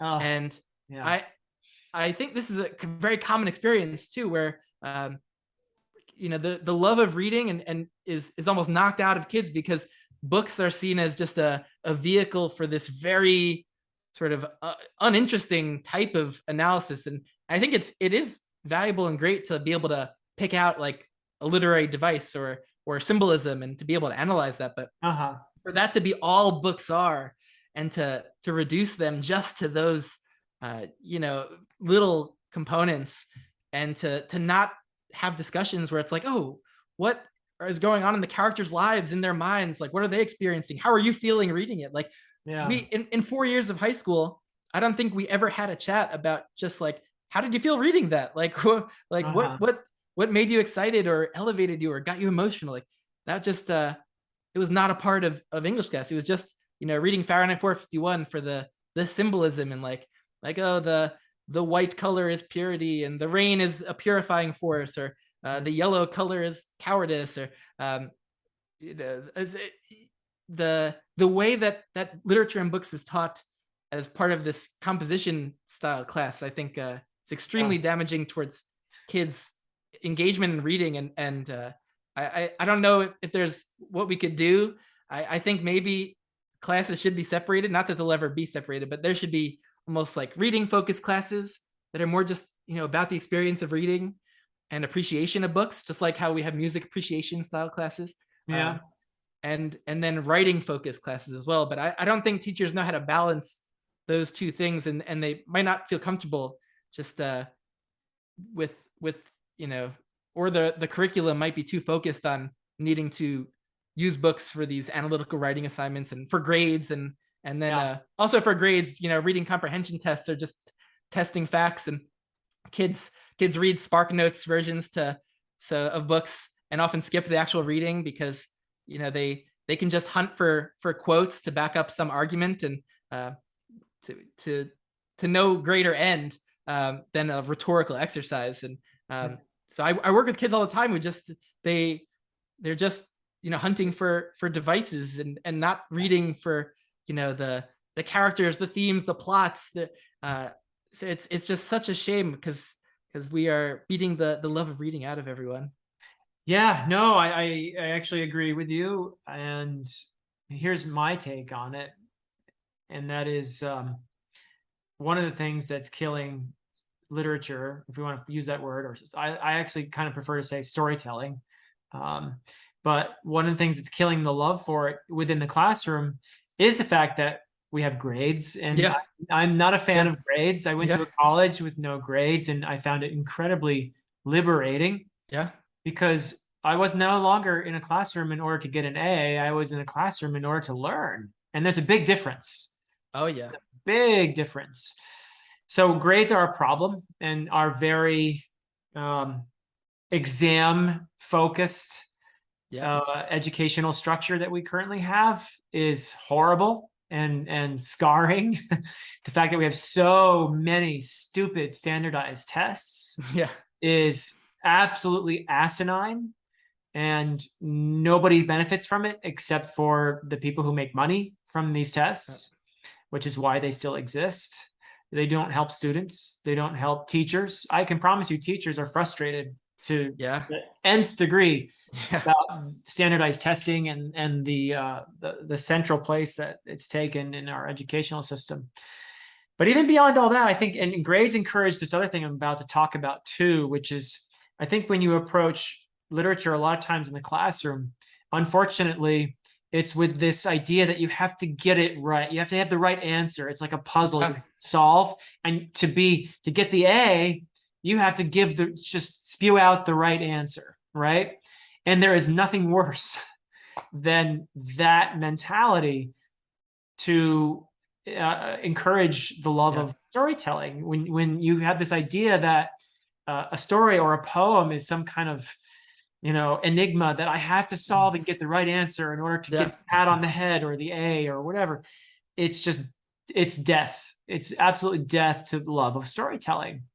So what do? I mean, I teach at a college where there are grades. I'm forced to grade my students, but as much as possible, I'd like them to forget about the fact that grades exist. And the first thing I do when I teach Composition 2, which at my college is basically an introduction to literature course, the first thing I do is I ask my students the first question every semester: why do we tell stories?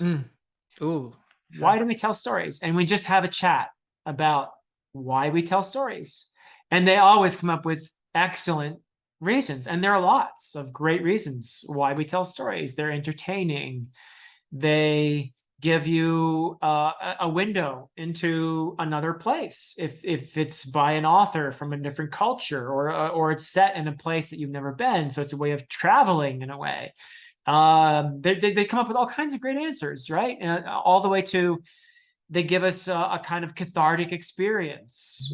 When you get to the end of a really good book and you turn those last pages and you read those last words, and you're sitting there with your jaw hanging open, and you feel like the world is a little bit different, you've experienced catharsis, and that is a good thing. That is a healthy thing for you to get that new insight. Yeah. Right. And so there's that, all these are perfectly valid, reasons why we tell stories. But I also think, and we get around to talking about this too, that storytelling is necessary. Storytelling is central to what we are as human beings. We are the storytelling animal, and we need stories. It's how we make sense of the world. It's how we actually, when you think about it, things like, that are foundational to the running of our society, like money, for example. Money is a story. Yeah. We all believe that money is a thing because we have a story about it, a narrative that we all buy into, that it exists even, because most money doesn't even exist except in computers, right? There's I don't know what it is now, but like $70 trillion in the world, let's say, okay? Of that 70 trillion, how much actually exists in a physical form? Like a tiny fraction, maybe not even 10 trillion of it actually exists. Yeah. That's just, zeros and ones that exist in computers, right? So every culture has its legends and myths and stories about its own origins. And it's how we make sense of ourselves. It's how we understand where we came from and who we are, and maybe they're not always true even, but they give us the sense that life has meaning, that it has structure that we can hold on to, that we have a purpose in all of that. And these are things we need to function, so, and when we have that kind of discussion and the students are like, wow, this is actually better than me having to come up with, and I'm more interested personally when my students read a poem. I don't want to hear the right answer. There is no right answer. Yeah. I want to hear, what do these words evoke in you? What is your unique experience that can enrich my experience of these words on the page and the way I read them, or the way you read them, which might actually, even just the way you read this poem might give me some additional insights, might enrich my experience of it. So I'm more interested in what my students bring to the stories and the poems and the drama than I am in them coughing up the right answer. So that's where I am. And so when I have to grade them, I don't grade them on coming up with the right answer. I grade them on, okay, this is how you're interpreting the story. Now explain to me how you arrived there.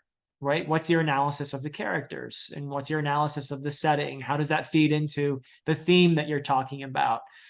And that's way more, and nobody likes writing essays either. Yeah. But I think that's a more meaningful experience overall. At least I hope so for my students. I think it definitely is. And I just don't see things generally improving across, the whole school systems, because I do think a lot of teachers will just kind of reproduce the same kind of teaching approach that they experienced maybe in high school, and that gets encouraged through school curricula and what their colleagues are doing as well, and so there's I don't think we'll ever see much of a sea change, because I think we're just moving more and more into the what can we do to grade objectively kind of method of teaching and emphasizing writing and the analytical style of writing too, that English teachers' jobs, I think, are seen as, we have to make sure they know how to do their 5-paragraph essays for college, for their other classes, and that's our job, to drill that formula into them. And books and literature and poetry and short stories and plays, they're just we're just randomly reading this stuff as the raw material for our analytical writing. It's such a shame, because we never had that type of discussion about storytelling or the value of what we're doing, or why are we reading stories, or why are we analyzing them? Like, what's the whole point of this? Right.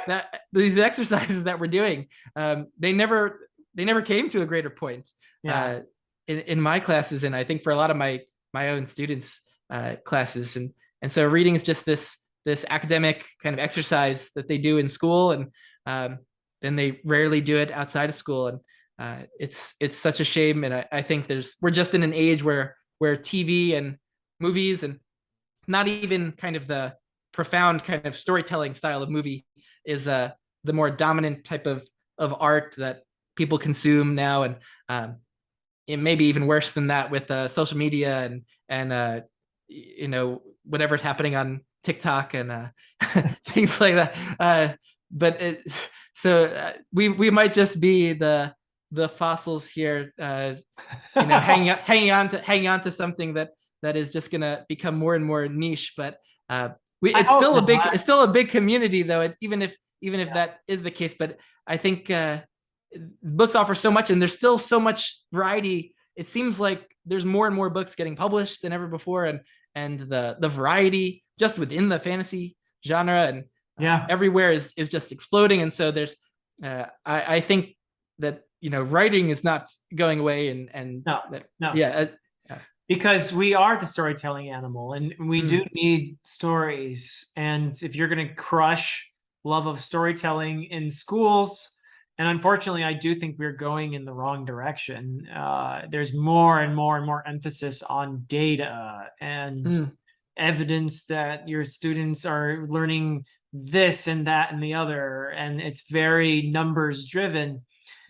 And very little appreciation for what the humanities are all about. And so I think that we are going in the wrong direction.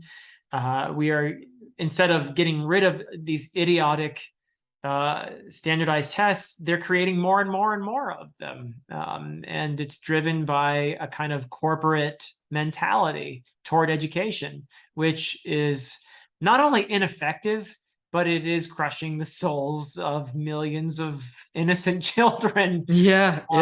So I think it's absurd. And as an educator, I get very frustrated with the system that I have to work within. But as you say, there are corners of the world where real love of storytelling can flourish. Like, look at us here we're spending hours and hours and hours talking about books on this platform with our people who and often feel like they're our best friends in the world, because we're bonding over these stories. And that's what storytelling is about. That's what it's about. It's not about coughing up the right answer on a stupid exam at the end of the semester to show that you did all the required reading. It's about Stephen Erickson, sitting at his cafe in Canada, Victoria, is it, where he wrote a lot of the Malazan books, and communicating with me years later from his mind and into the keyboard onto the page, and to me, and that communication across time and space is so special, and it's magical, really, and opens up your world and your realm of experience so beyond what you could get otherwise from just what's around you, and that's why fantasy in particular is so special, I think, because it can take us to any number of different places that kind of exist or don't exist, but that expand our horizons and what we think is capable, but also just root us in what is human, and teaches us how to be better people, or how to live with others, how to empathize. Exactly. So many valuable things, and from coming from a period of time where I mainly read realistic kind of literary fiction. Yeah. I think that fantasy has this great advantage where it's not encumbered by all of the real world history and almost alienation that people and characters feel in modern day sort of realistic fiction. And you can go to a time and place where you can be truly heroic and overcome dark forces, and that can affect you in a way that we're maybe reading about characters who live now and in just regular modern day situations that the author just can't have that same kind of impact with dealing with the real world as it might be now. So yeah. Beautifully said. Beautifully said. Yeah, I think fantasy, I mean, there's a reason why fantasy is the oldest genre of literature, I mean, if we expand the definition of fantasy, I mean, you could think of fantasy as just the more self-conscious type of writing that involves going to other worlds or having settings in other worlds, like you saw in the 19th century with George MacDonald and William Morris and all that. Or you could think of fantasy as any literature involving the fantastic, in which case it goes all the way back to not just Beowulf, but all the way back to the Iliad and the Odyssey, the Mahabharata, the Ramayana, the Gilgamesh. I mean, it's just, you can go all the way back, and people have always wanted to tell stories about stuff that doesn't exist in our world and about other worlds and crazy experiences like that. And why is that? Why do our minds go there? Why do we need this stuff? Right? Yeah. And I think that fantasy has this capacity to, as you say, there's a kind of psychic distance that it's natural to fantasy that allows us to play, that allows us to struggle in this other world over here. And that's healthy to be able to engage that way and then come back to this world here and feel like, okay, yeah, I think this narrative has given me a handle on things a little bit here. I think I can get through the next few days. And sometimes it's just a needed escape too, where it's just fun. And I read a few books where it's just an adult going about his daily life in New York City and dealing with medical problems and things like that. And it's like I think I have a grasp on those types of more mundane real world problems. I need something that transcends my existence a little bit. Yes. And Stephen Donaldson has these great essays about epic fantasy where he talks about fantasy as a literature of reintegration. And I love the way he put it in those essays. I did a video on them where I basically just summarized what he had to say. But he contends that fantasy has this capacity to engage us in a way that allows us to feel like we have meaning, that allows us to feel like we're empowered. And often a lot of modern literature with the sort of realist bent tends to emphasize our absurdity, our powerlessness. It emphasizes our lack of connection, our alienation.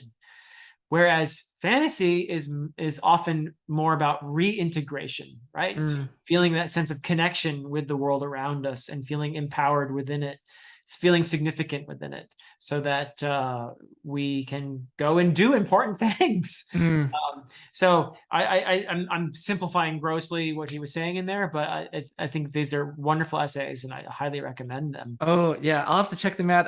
What you were just saying, I was thinking about certain reads like The Faithful and the Fallen. Yes, actually, perfect. Yeah, actually recently just read. I know Gemmell is a big author for a lot of current fantasy authors, and so I recently tried Legend by David Gemmell. I really liked it, and cool. And also just this kind of heroic fantasy where we're fighting against the odds, and we transcend our weaknesses and our fears, and fight for what's right. Or it can be so uplifting and elevating.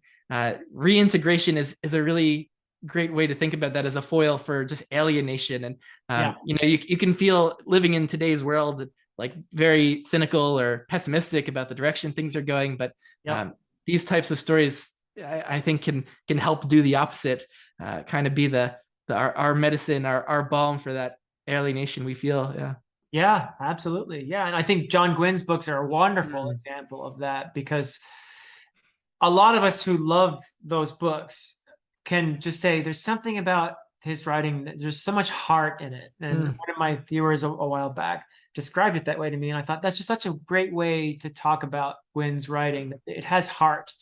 Yeah. And that's what I love about his books, that when I read them, I feel like doing, at certain moments, like, a fist pump and going for a long run or something, and I mean, do people do that after reading a book?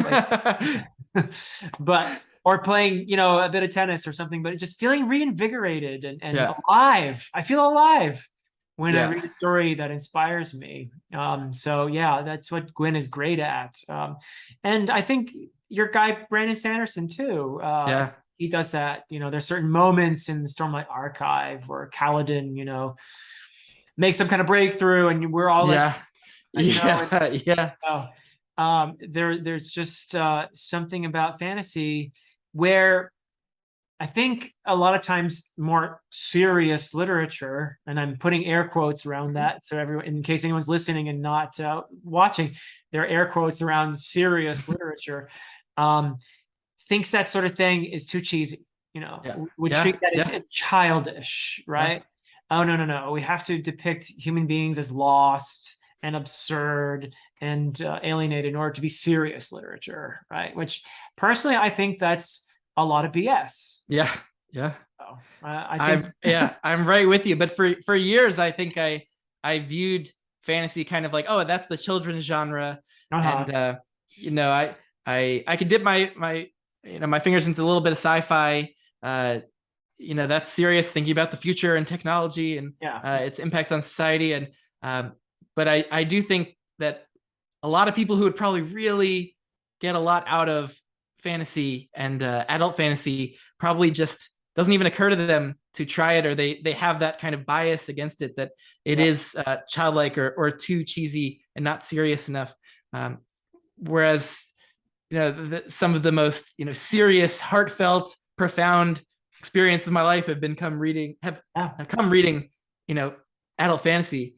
And it's just for some reason there's that kind of stigma against it that I don't really understand. Maybe propagated by people trying to prop themselves up, or try to stand out from that. If they think there's a stigma, then they try to separate themselves, and that just creates more of a divide.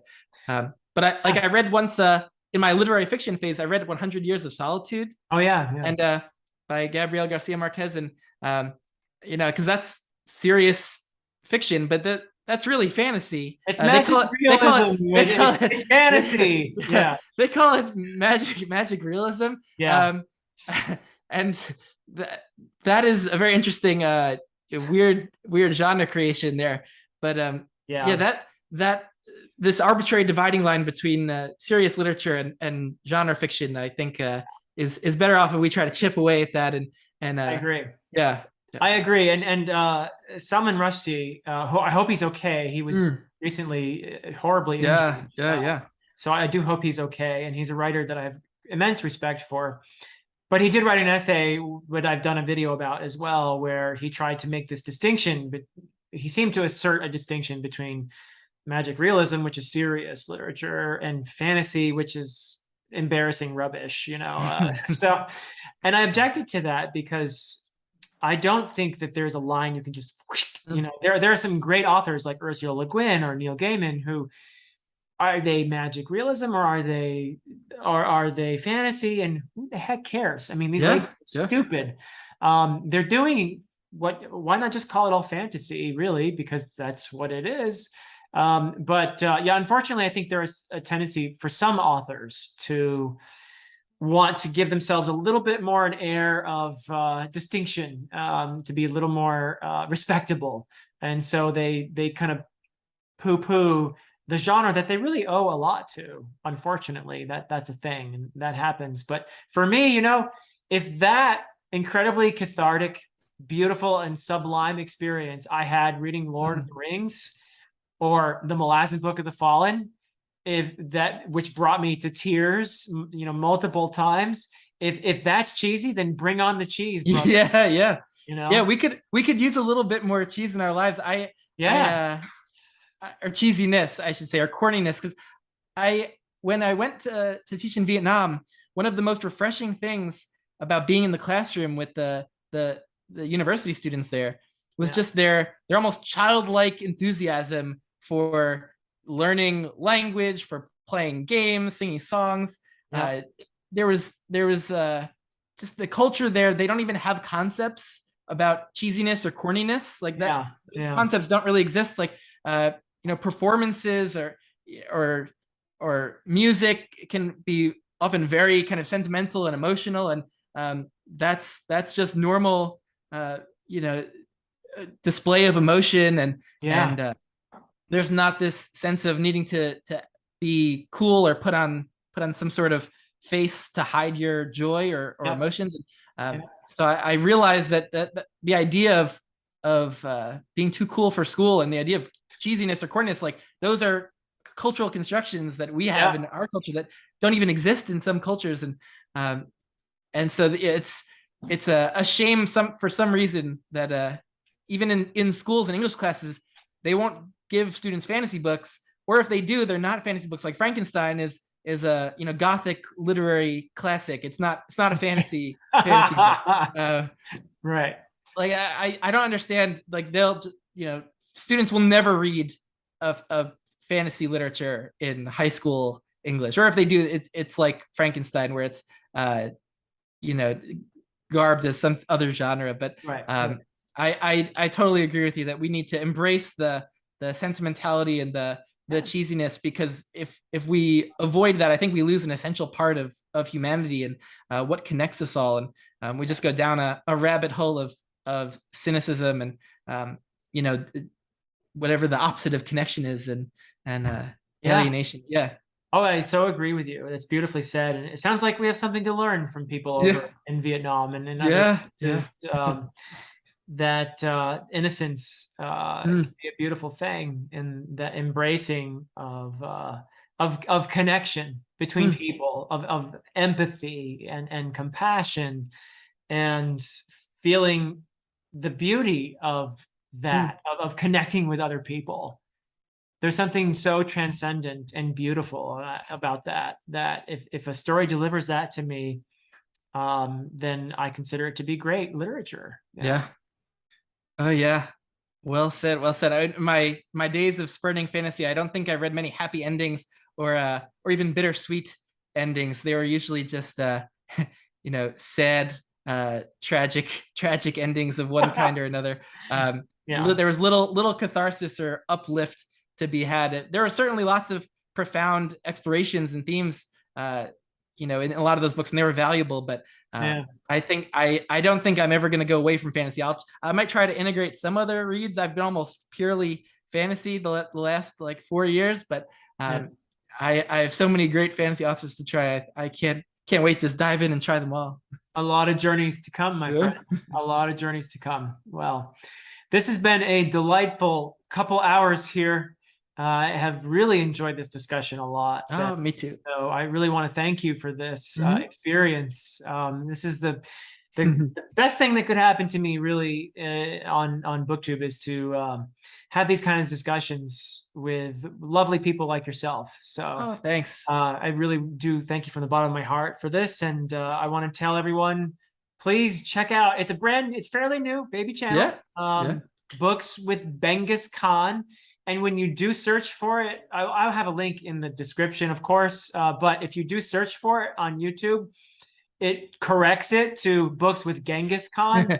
I don't know how many books Genghis Khan read, but it asks below that, do you mean books with Benghis Khan? And then you just got to click on that. So I had the same issue with the Library of Alexandria. He got it for the longest time. You couldn't get to Alan's channel through the search function. But Yeah. It was so nice getting to finally meet you and coming on. Thank you for having me on. It's been really fun. I've been watching your channel for years, and so this is like meeting a celebrity for me. Oh. And Yeah. it's just been, you've been adding so much value to my own reading and into my life over these last few years. And so I just want to thank you for that, and for inspiring me to start my channel, and to feel like I could do this and add something, and then to be able to come on and chat with you for these last couple hours has been a great moment in my life. So thank you so much. Wow. Well, thank you, Ben. And those are Yeah. words that I will take to my little heart. And Mm. it's very meaningful for me to hear that from you. So I thank you for that as well. And thank you, everyone, all of you who've been watching. And once again, check out Ben's channel and let him know what you think about his thoughts on books. And just thanks everybody for being part of this really great community. So until next time.